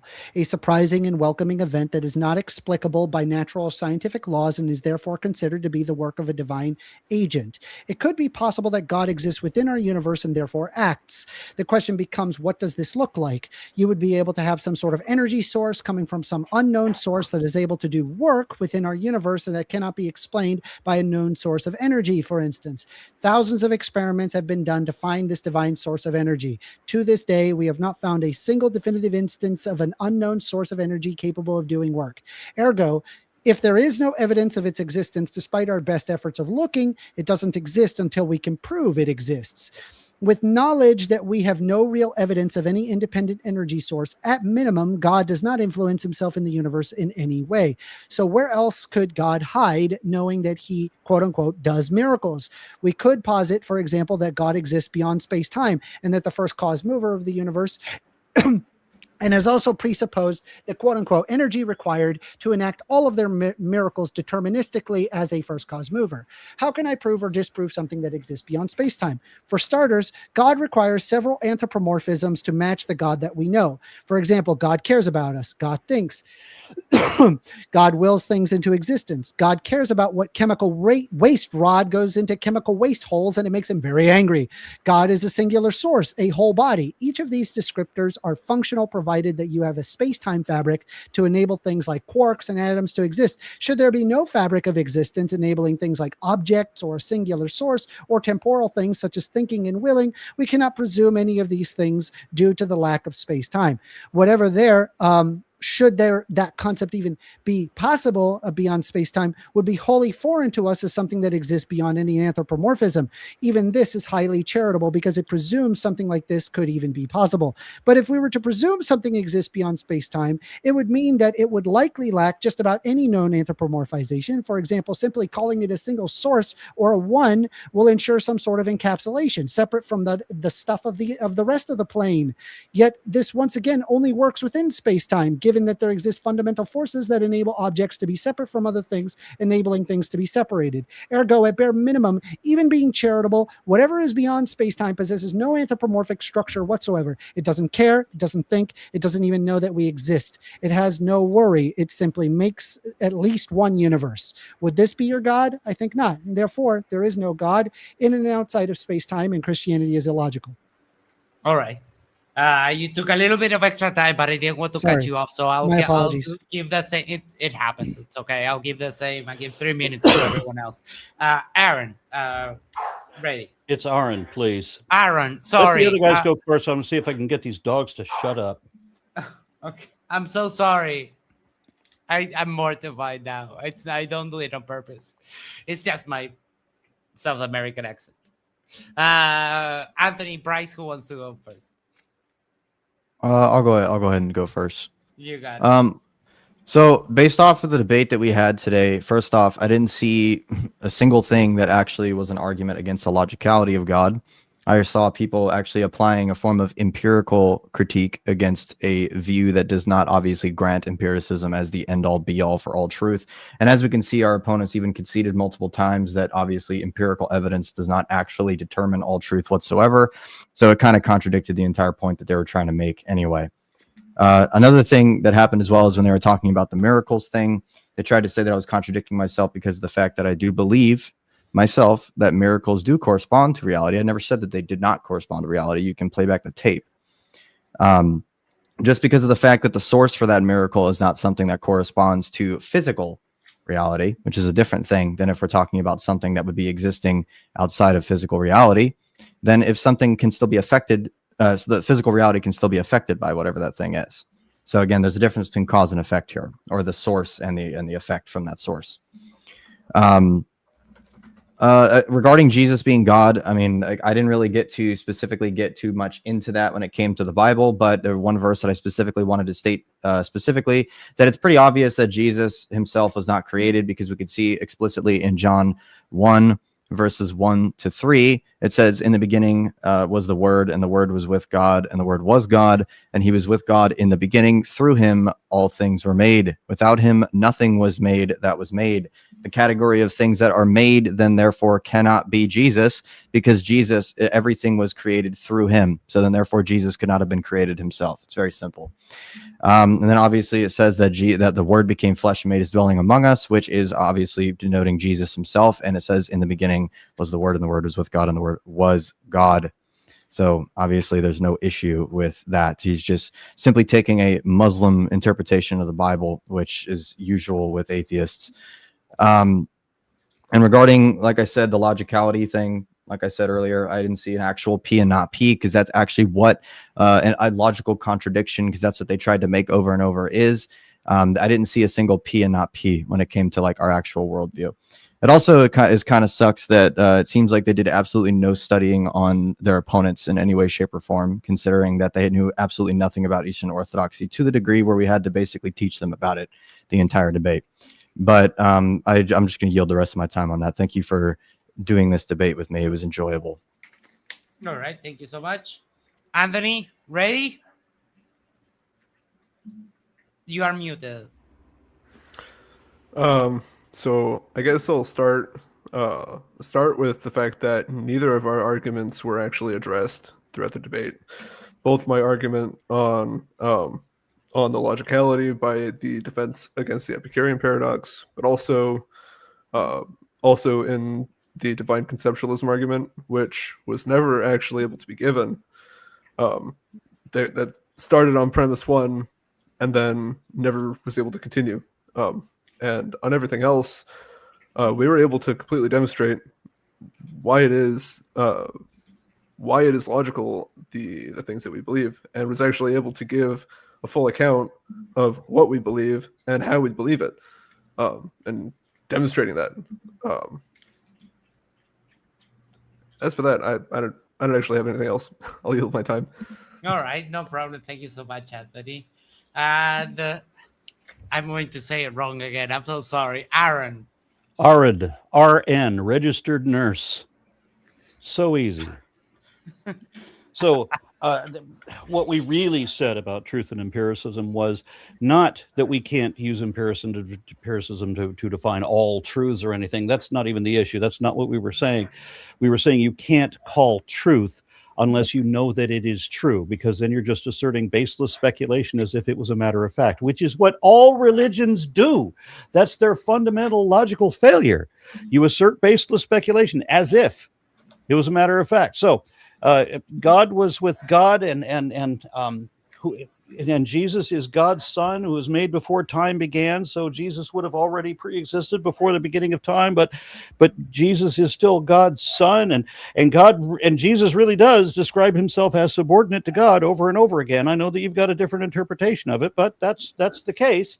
So just like I said, Jesus would have said that he had pre-existed all of these people, and he told these people that, aren't you gods too? You're all gods. We're all gods. Yay, hey. But I wasn't invited to debate Eastern Orthodoxy. It didn't matter who the people were that I was debating. It didn't matter which denomination they were with. They were talking about Christianity as a whole. Yeah, we can debate that one. And unfortunately, I was never able to get into the topic of why Christianity is so grossly illogical, because everybody has a different direction. I was listening to the opening arguments. We're all talking past each other on completely different things. And I think everybody else is being irrelevant to the point that needs to be made. So I have to let it go there. All right. Thank you so much for that. That was fun. We have questions. All right. Here we go. I'll try to... if you're going to send super chats or questions, try to be nice. Like, it's been fun. Then let's not sully it. How does Bryce have... Oh, my God. The first one. Worst hairline here. Love you, Bryce. Merry Christmas. I mean, no. Well, I don't have a hairline at all. So that has to be the worst, right? Yeah. First off, I'm going to have to say that I think that's crazy because the host himself has decided to not have a hairline at all. At all. But, yeah. But to be fair, though, it makes it look like I'm lying because I'm trying to maintain the hair that I currently still have. But hey, I'm on minoxidil and finasteride now, so hopefully I get it back. So you got to do the trip to Turkey, Grift. Shut up, bro. I'm not going to the trip to Turkey. Turkey or Brazil, both good destinations. Yeah, I inquired into that, but no way. It's way too much. Basil for $5. Thank you so much. Maybe one day you too can host your own debate con at a Holiday Inn in Montevideo. Thank you for believing in me. That gives me hope. Yes, Max, can I say so? I would love to see you host a quote unquote debate con, right? Because I feel like there would be a lot less Andrew Wilson ethnonat fans. Like it would just be a better place. It really would. I believe. I have that. 2 words for you, and I'm sorry that I have to say not this. And yet drugs and bitches. I mean, that's there you what go. it's We'll all have about. blackjack and hookers. Sounds great. Yes. Tim Smoky Man Davidson bad. for $5. Good news. We can save your snake, but he's never going to walk again. Oh my. Alex Medeiros, who's Wi-Fi Gospel. First Amender. Why are you being bad faith? P1 in Bryce's argument has nothing to do with miracles. That's a red herring. Engage with the argument. It doesn't, but when you say one thing and then say the opposite as your premise, that's where your contradiction exists. You could contradict your premise by saying something prior that is opposite of your premise. Is that a discuss? Are we just kind of like just doing the question answer? You I'm can- okay you with can that. talk. You can talk. Go ahead. Yeah. I don't want it to divulge into a complete other conversation, but I did say that miracles, in my view, correspond to reality. So I'm still trying to. I still don't see the issue with that. But that's just my response. Because you can't show it. Empirically. Yeah. And I never said that you can demonstrate math empirically. Because So then it's not true with your I believe criteria. I believe in reason and empiricism. Yeah, and the reason though would be something that's not empirical in of itself. And if I can make it, it has to, our knowledge has to be provisional. I can weigh multiple hypotheses at once without necessarily committing to any of them. So I go with the best information and the most productive means.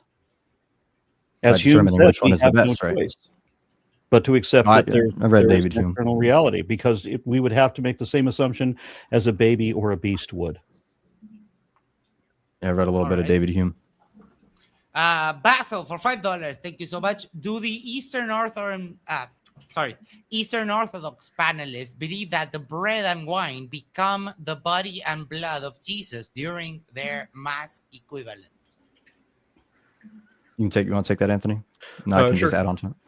Yeah, I mean, we believe that the bread and wine become the body and blood energetically, as in it's a participation in the life, death, and resurrection of Christ, and ascension and sitting at the right hand of the Father. I wish. Yeah, we don't believe in the topic. We were supposed to address that. Never got to it. Yeah, we don't believe in the Eucharistic miracles, like in terms of like the way that the Roman Catholic Church purports them, like them turning into like physical blood and physical flesh and things like that. We think that that's actually pretty weird. And we actually see it as a condemnation if that happens. Yeah. Interesting. Alexander Medeiros, Wi-Fi Gospel. I'm sorry, I don't know which you prefer. I think it's Wi-Fi Gospel, but YouTube is being weird with the whole names things. I believe doesn't have to be true in order for it to be logical. P1, it's logical to want a better society. P2, Christianity produces a better society. C, Christianity is logical. Thank you so much for the $10. Sorry, yeah. So are you saying that Christianity does not produce a better society as a possibility? Like you could just have like the logical entity, but I suppose if you contradict yourself, that would make it not logical. Yeah, statistically, it doesn't make a better society. All right, thank you so much. Basil for $5. Christianity is illogical, except for Eastern Orthodox Christianity. That one is totally logical. Thank you so much. Thank you. Amen. I rest my case. I'm good to go. Does Bryce and Anthony think the other denominations of Christians are going to hell? It's not for us to judge. Yeah, that's not for us to actually make the judgment. We're not on the seat of Christ. But what we will say is that the only salvation that actually occurs is through Christ's church, and Christ's church was established in Eastern Orthodoxy. If you had to guess, though, like if you had to, everybody else. It would depend on the person. You'd have to ask me like a specific person, right? Because it kind of depends, right? If they don't believe in Eastern Orthodoxy, but they're like a Christian in some other denomination, they go to church. What if they're not Christian? What if they dedicated their entire life? That they would likely go to hell? That it is likely they would go to hell? Yeah, there's people that are more likely to go to hell than others. Sure. That's why I said you'd have to give me a person, and then we could talk about that. But yeah, I mean, so we've got people that dedicated their whole lives to their version of God, and they happen to be Sikh, or they happen to be Hindu, or they happen to be Muslim, or whatever. Nope, you're going to hell. You didn't believe the right collection of nonsense from obvious liars. So you're spending eternity with eternal damnation, an infinite punishment for a finite crime. Correct. All right. We have more questions, but would you indulge me in one question before we go on, Bryce? Just one quick question. Very well, I guess. I just want everybody to notice that he said, if you dedicate your life to God, you go through all of the sacrifices necessary, all of it, but you didn't belong to his particular denomination. Fuck you. You're doomed. That's his God. Yeah, the door is narrow. Correct. Yeah. And bigoted. Bryce, so I was when you were talking about the word of God and the word was with God, and you were mentioning that verse. What language does God speak? Well, it's traditionally it's known that he spoke Aramaic, Greek, and Hebrew, and as well as some people also said that he spoke Latin, depending on the context. I mean, technically speaking, like we believe that he's God, so technically, I mean, he could have spoken English if somebody would have went back in time. Okay. Wi-Fi Gospel. Notus Scotsman fallacy is an ad hoc rescue.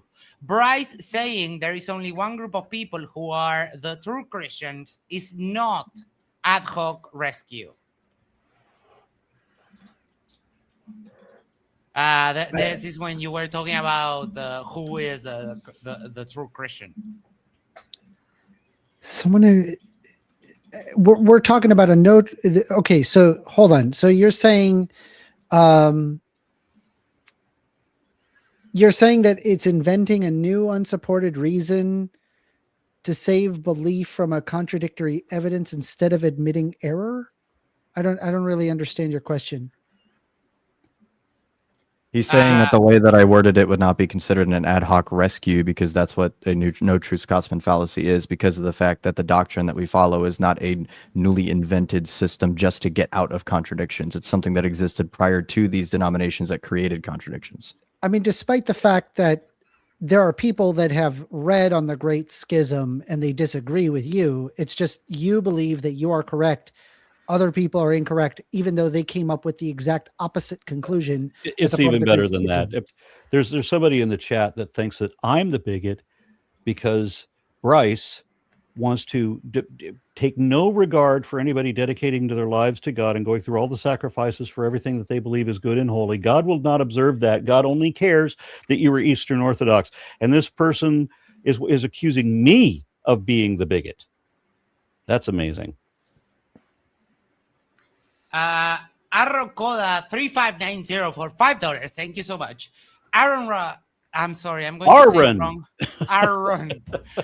It's my accent. I should just start writing my initials down. RN. Aaron.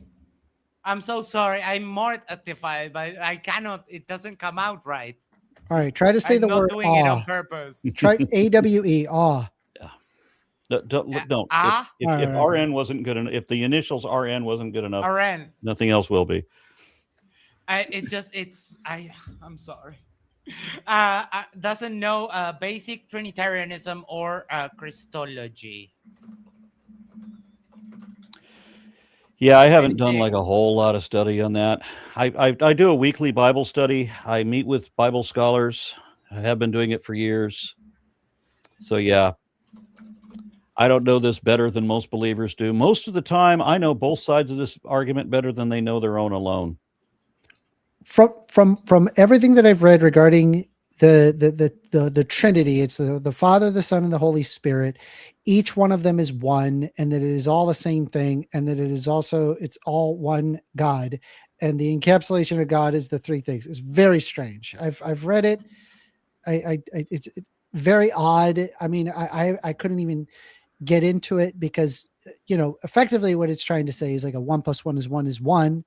It just more, it just doesn't logically make any sense. I mean, you just kind of have to accept whatever it is that the Catholics tell you, or whatever it is the Eastern Orthodox tell you, according to Bryce and Anthony.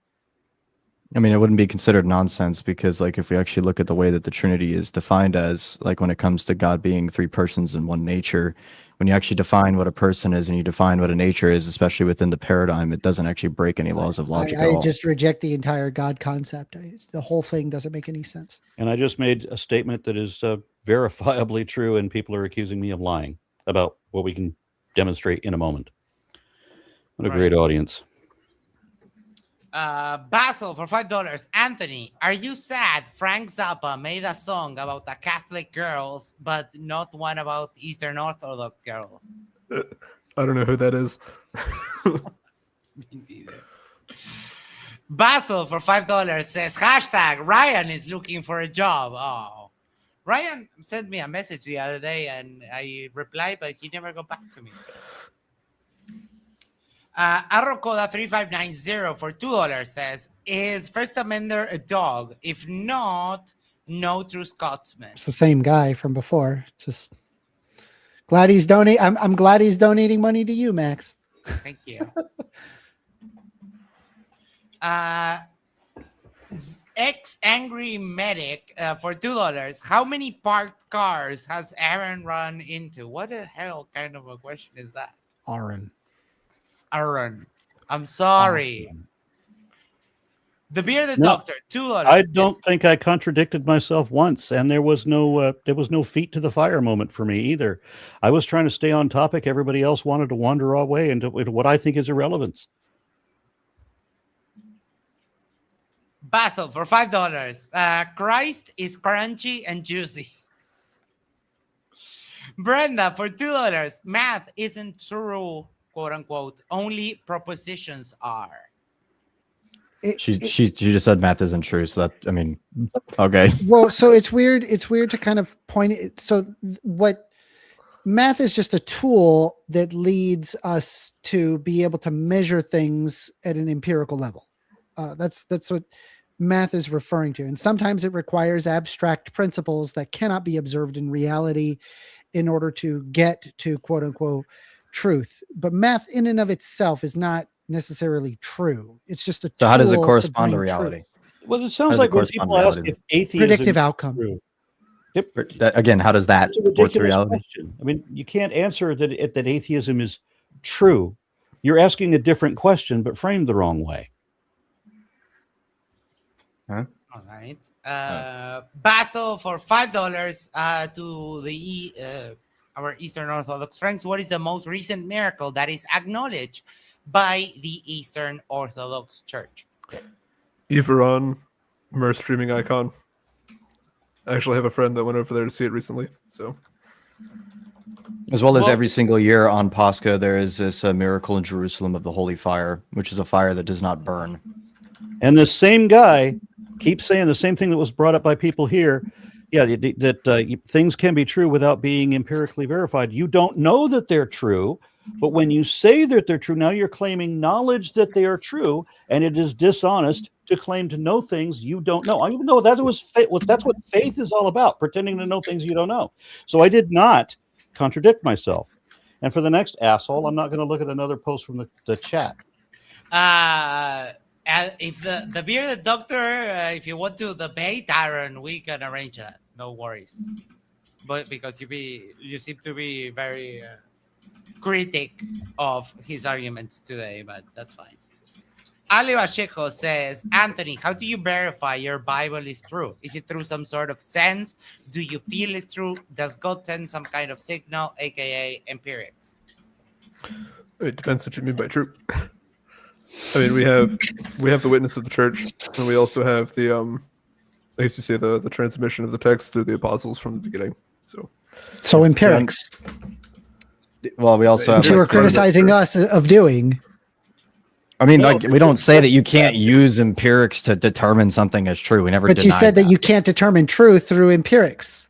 But you're using empirics to determine truth. Holy crap! I said that the critique that you're using. Hey, do you want to stop spurging for a second? When I'm talking about The reason why I said that your argument doesn't follow is because you're critiquing an entire worldview based off of only empirics, and empirics is the only method by which it can be I'm not critiquing done. the worldview. I'm critiquing whether or not Christianity is a worldview. logical. Christianity is a worldview, First Amender. I'm not But asking. it doesn't matter whether Christianity is a worldview or not. Doesn't matter. We're talking. So about what is whether it? Christianity is logical.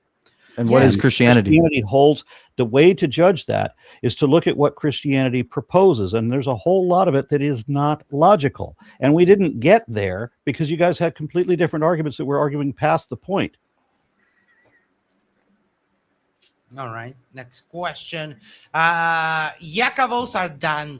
Question for the atheist. If you hold to strict naturalism, how do you know that your motives and desires are not completely grounded by the external world? Ergo, you have no free will, even in any sense. Again, they seem to be asking for absolute knowledge. And I take that most knowledge is provisional. So as I said, I'm able to weigh multiple hypotheses at once and question my own position more than most people do or can. So I don't necessarily know for absolutes on all things, but I know what's most probable given the circumstances. There's very few things we know for absolutely certain. I know there was no global flood of Noah's Ark. I know that one for absolutely certain. But there's not much that we can know for absolutely certain. All right, thank you. But and for for myself, I believe that truth is effectively that which can yield predictive outcome to a higher degree, that which is closer to more consistent in a predictive outcome is more true than one that is less so. So as to whether or not you consider that to be like the external world, I mean, yeah, I need my senses to be able to see, to read, to hear, to, so I suppose that's a form of empirics, but I think it goes a little bit beyond just empirics when you're looking at, okay, well, hey, I think this will happen. And then it does actually happen. Whole nother topic, but I would have loved to have had a conversation on how you verify that any of the things that you believe are actually true. And I don't mean absolutely true. I mean provisionally true. Can you show me there's any truth to it at all? Yeah, I'm sure we could set something up for that if you'd like. Yeah, I don't think you can, but I'm game for it. All right. Brenda, for $2, Precept is the flat earth of apologetics. Thank It you is. so much, Brenda. Sounds like somebody who doesn't have the ability to ground logic in mathematics. Well, it sounds like they got you pegged. Brenda said she would debate you anytime if you want. We can set that up, Bryce. She could either do that or, like I said, I do literally free panels that anybody can come up to like 3 to 4 times a week where they can come up and just have a conversation with just me at any point. I don't have anybody trying to boot people or mute people or nothing. I just have free conversations like multiple times a week. Awesome. And Bryce, everyone's links are likewise. I also host when people will come up and want to have a conversation with me and they disagree with me, whether it's about religion or politics. I do a series called Why Do You Believe? And I take people who take a position that is not mine and try to convince me of it. And a couple of times they have. Nice. Everyone's links are in the description below. Cosmic Witness for £4.99. Amender, you didn't address what law of logic miracles actually break or whether you disagree with P1. Because it's not exactly addressing a specific law of logic, like one of the 3 laws of logic. What it's addressing is a contradiction that was made. They are saying that miracles happen, which is something that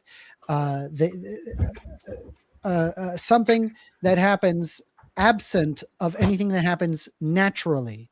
And then he then says truths are propositions that correspond to reality. So then an untruth would be the opposite of that. So an untruth being propositions that do not correspond to with reality. So in order for him to be consistent, he would have to say that miracles are untrue, as in they don't happen, but he believes they happen. Therefore, the contradiction. And then just, I guess I'll add a little thing to that.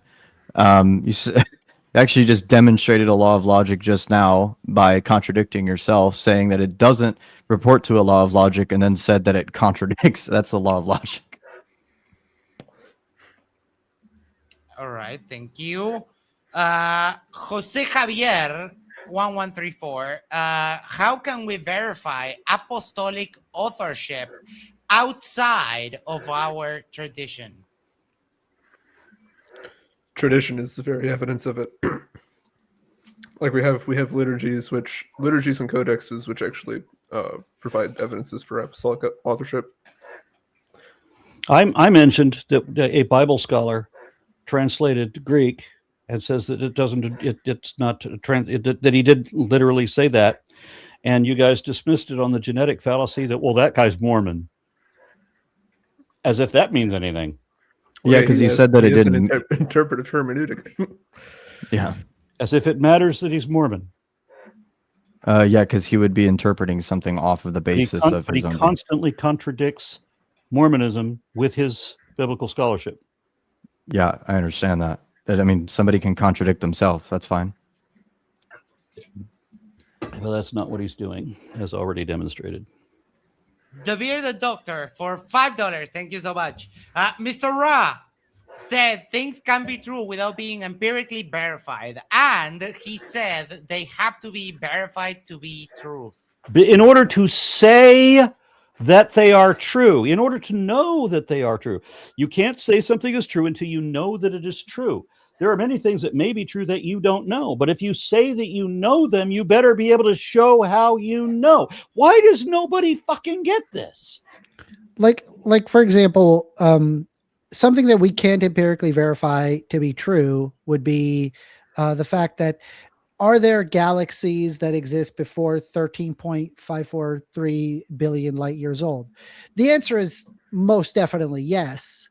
However, we don't actually have any empirical evidence that they are, but we are observing that, galaxies are moving further and further away from us. And there's a lot of empirical evidence to that obvious conclusion, but we don't necessarily have empirical evidence of that conclusion. Does that make sense?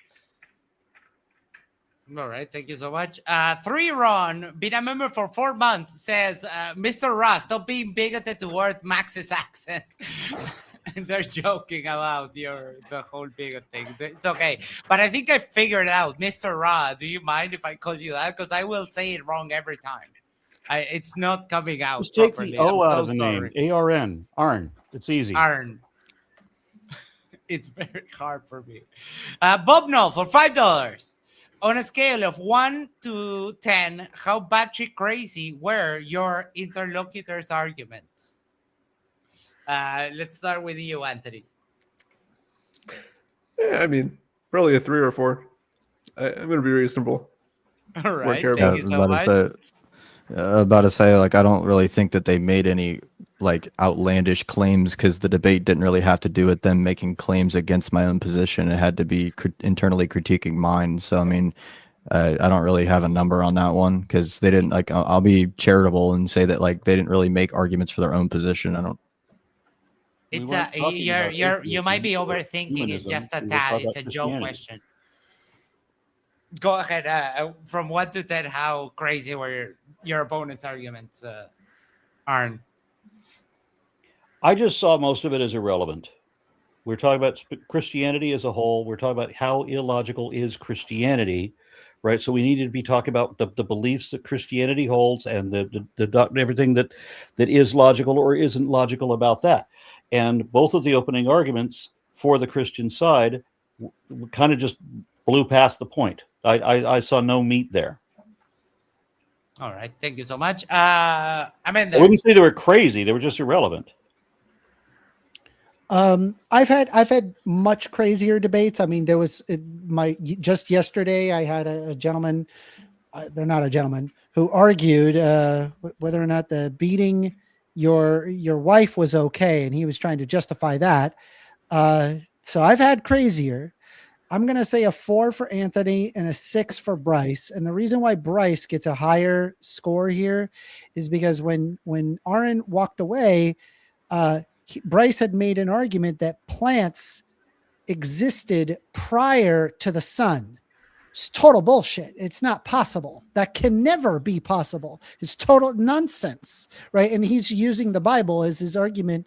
I'm glad that he at least read his Bible, where it specifically says the plants were made, and it was because of God's magic that that the plants you got to existed. understand, First Amendment. There's a belief perspective where they don't respect evidence. They respect authority, or what they imagine to be an authority. If the authority says X and you have proof that the authority is wrong, you go with the authority, and somehow the evidence is wrong. Couldn't agree That's with you just more. the perspective. All right. Bob Null for $10 says the only true super chats are $10 or greater. The rest should be ignored because they're not relevant. Bro, where are these fans on my chat? Dang, man. Where's the... I'm sorry, I'm messing around. Brenda for $2. Thank you so much, Brenda. There are no laws of logic. Category error. Yeah, fruits of atheism. That's all I can say about that. Yeah. Centrist perspective was telling me, you're wrong, Lamau. What do you mean? Of course, plants can survive without sunlight. Well, can it exist without a fucking planet? Because the sun existed before the planets. Not according to Genesis. Ugh. You have 4 days pass before Yeah, the very it's total device nonsense. it's supposed to measure days and nights. All right. And finally, the last question. Angry Medic for $5. Arn, at what point during your contraction did you realize it was a contradiction? During I your don't think I had contradiction, a did you realize it contraction. was a contradiction? I think he might have been betrayed by the autocorrect. Maybe it's contradiction. Okay, well, I didn't have a contradiction. Fair enough. All righty, that's all the questions that we have for today. I already have set up the after show. You will be redirected to the new stream. I'll take just a little short 5-minute break to go to the toilet, and I'll be right back. Yes, I'm in there. I do have one. There was one question saying, please tell me more about God after you died for 6 minutes and 13 seconds in 2023. Thank you, Media Watch, for the donation.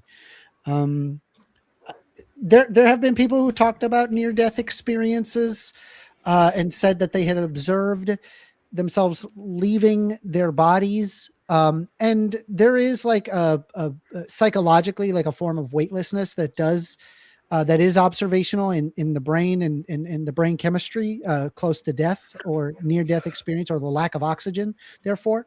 And they've done as experiments to try to get this to happen by placing a card above the plenum where nobody would be able to see, and then to try to determine what card that was, and unfortunately was unable to do so. If I may, 3 things about that. First, I spent years as a neo-pagan occultist doing transcendental meditation, and I realize how, having dealt with a number of these other people too, how deceptive it is to go into this kind of ultimately often ends up as being lucid dreaming. And then second, with near-death experiences, one of the senior researchers in that, Susan Blackmore, was once a strong proponent of it. When I started my career, she was still a strong proponent of it, but then she removed herself, realizing that there were no good examples. They after 50 years of research, they still had nothing to show, and very few instances that didn't have a clear explanation.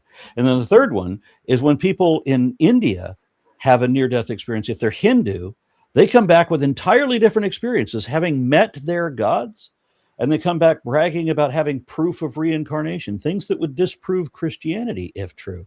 Because the way that the things that these people experience are what their brains were culturally programmed to experience in a moment of extreme duress where their oxygen is, where their brain is deprived of oxygen. All right. With that, thank you, everyone. Thanks to our debaters. Thanks, everyone there in the side chat, in your respective channels, wherever you're watching this. Before you go, Make sure to do the social thing. It doesn't matter where you are. Do the social thing. Is like, share, subscribe. Send this to a friend. Send this to your significant other. Go to the corner. Yes, the corner of your street. And just subscribe to Yerba Mate Talks. And that way we can share the love for the channel. We'll get started with the after show in just a moment. It's open panel. We'll discuss the debate. And everyone is welcome. Thank you so much. We'll catch you in just a moment. And we'll be right back. Take care. Yo, Max, I didn't get any of that last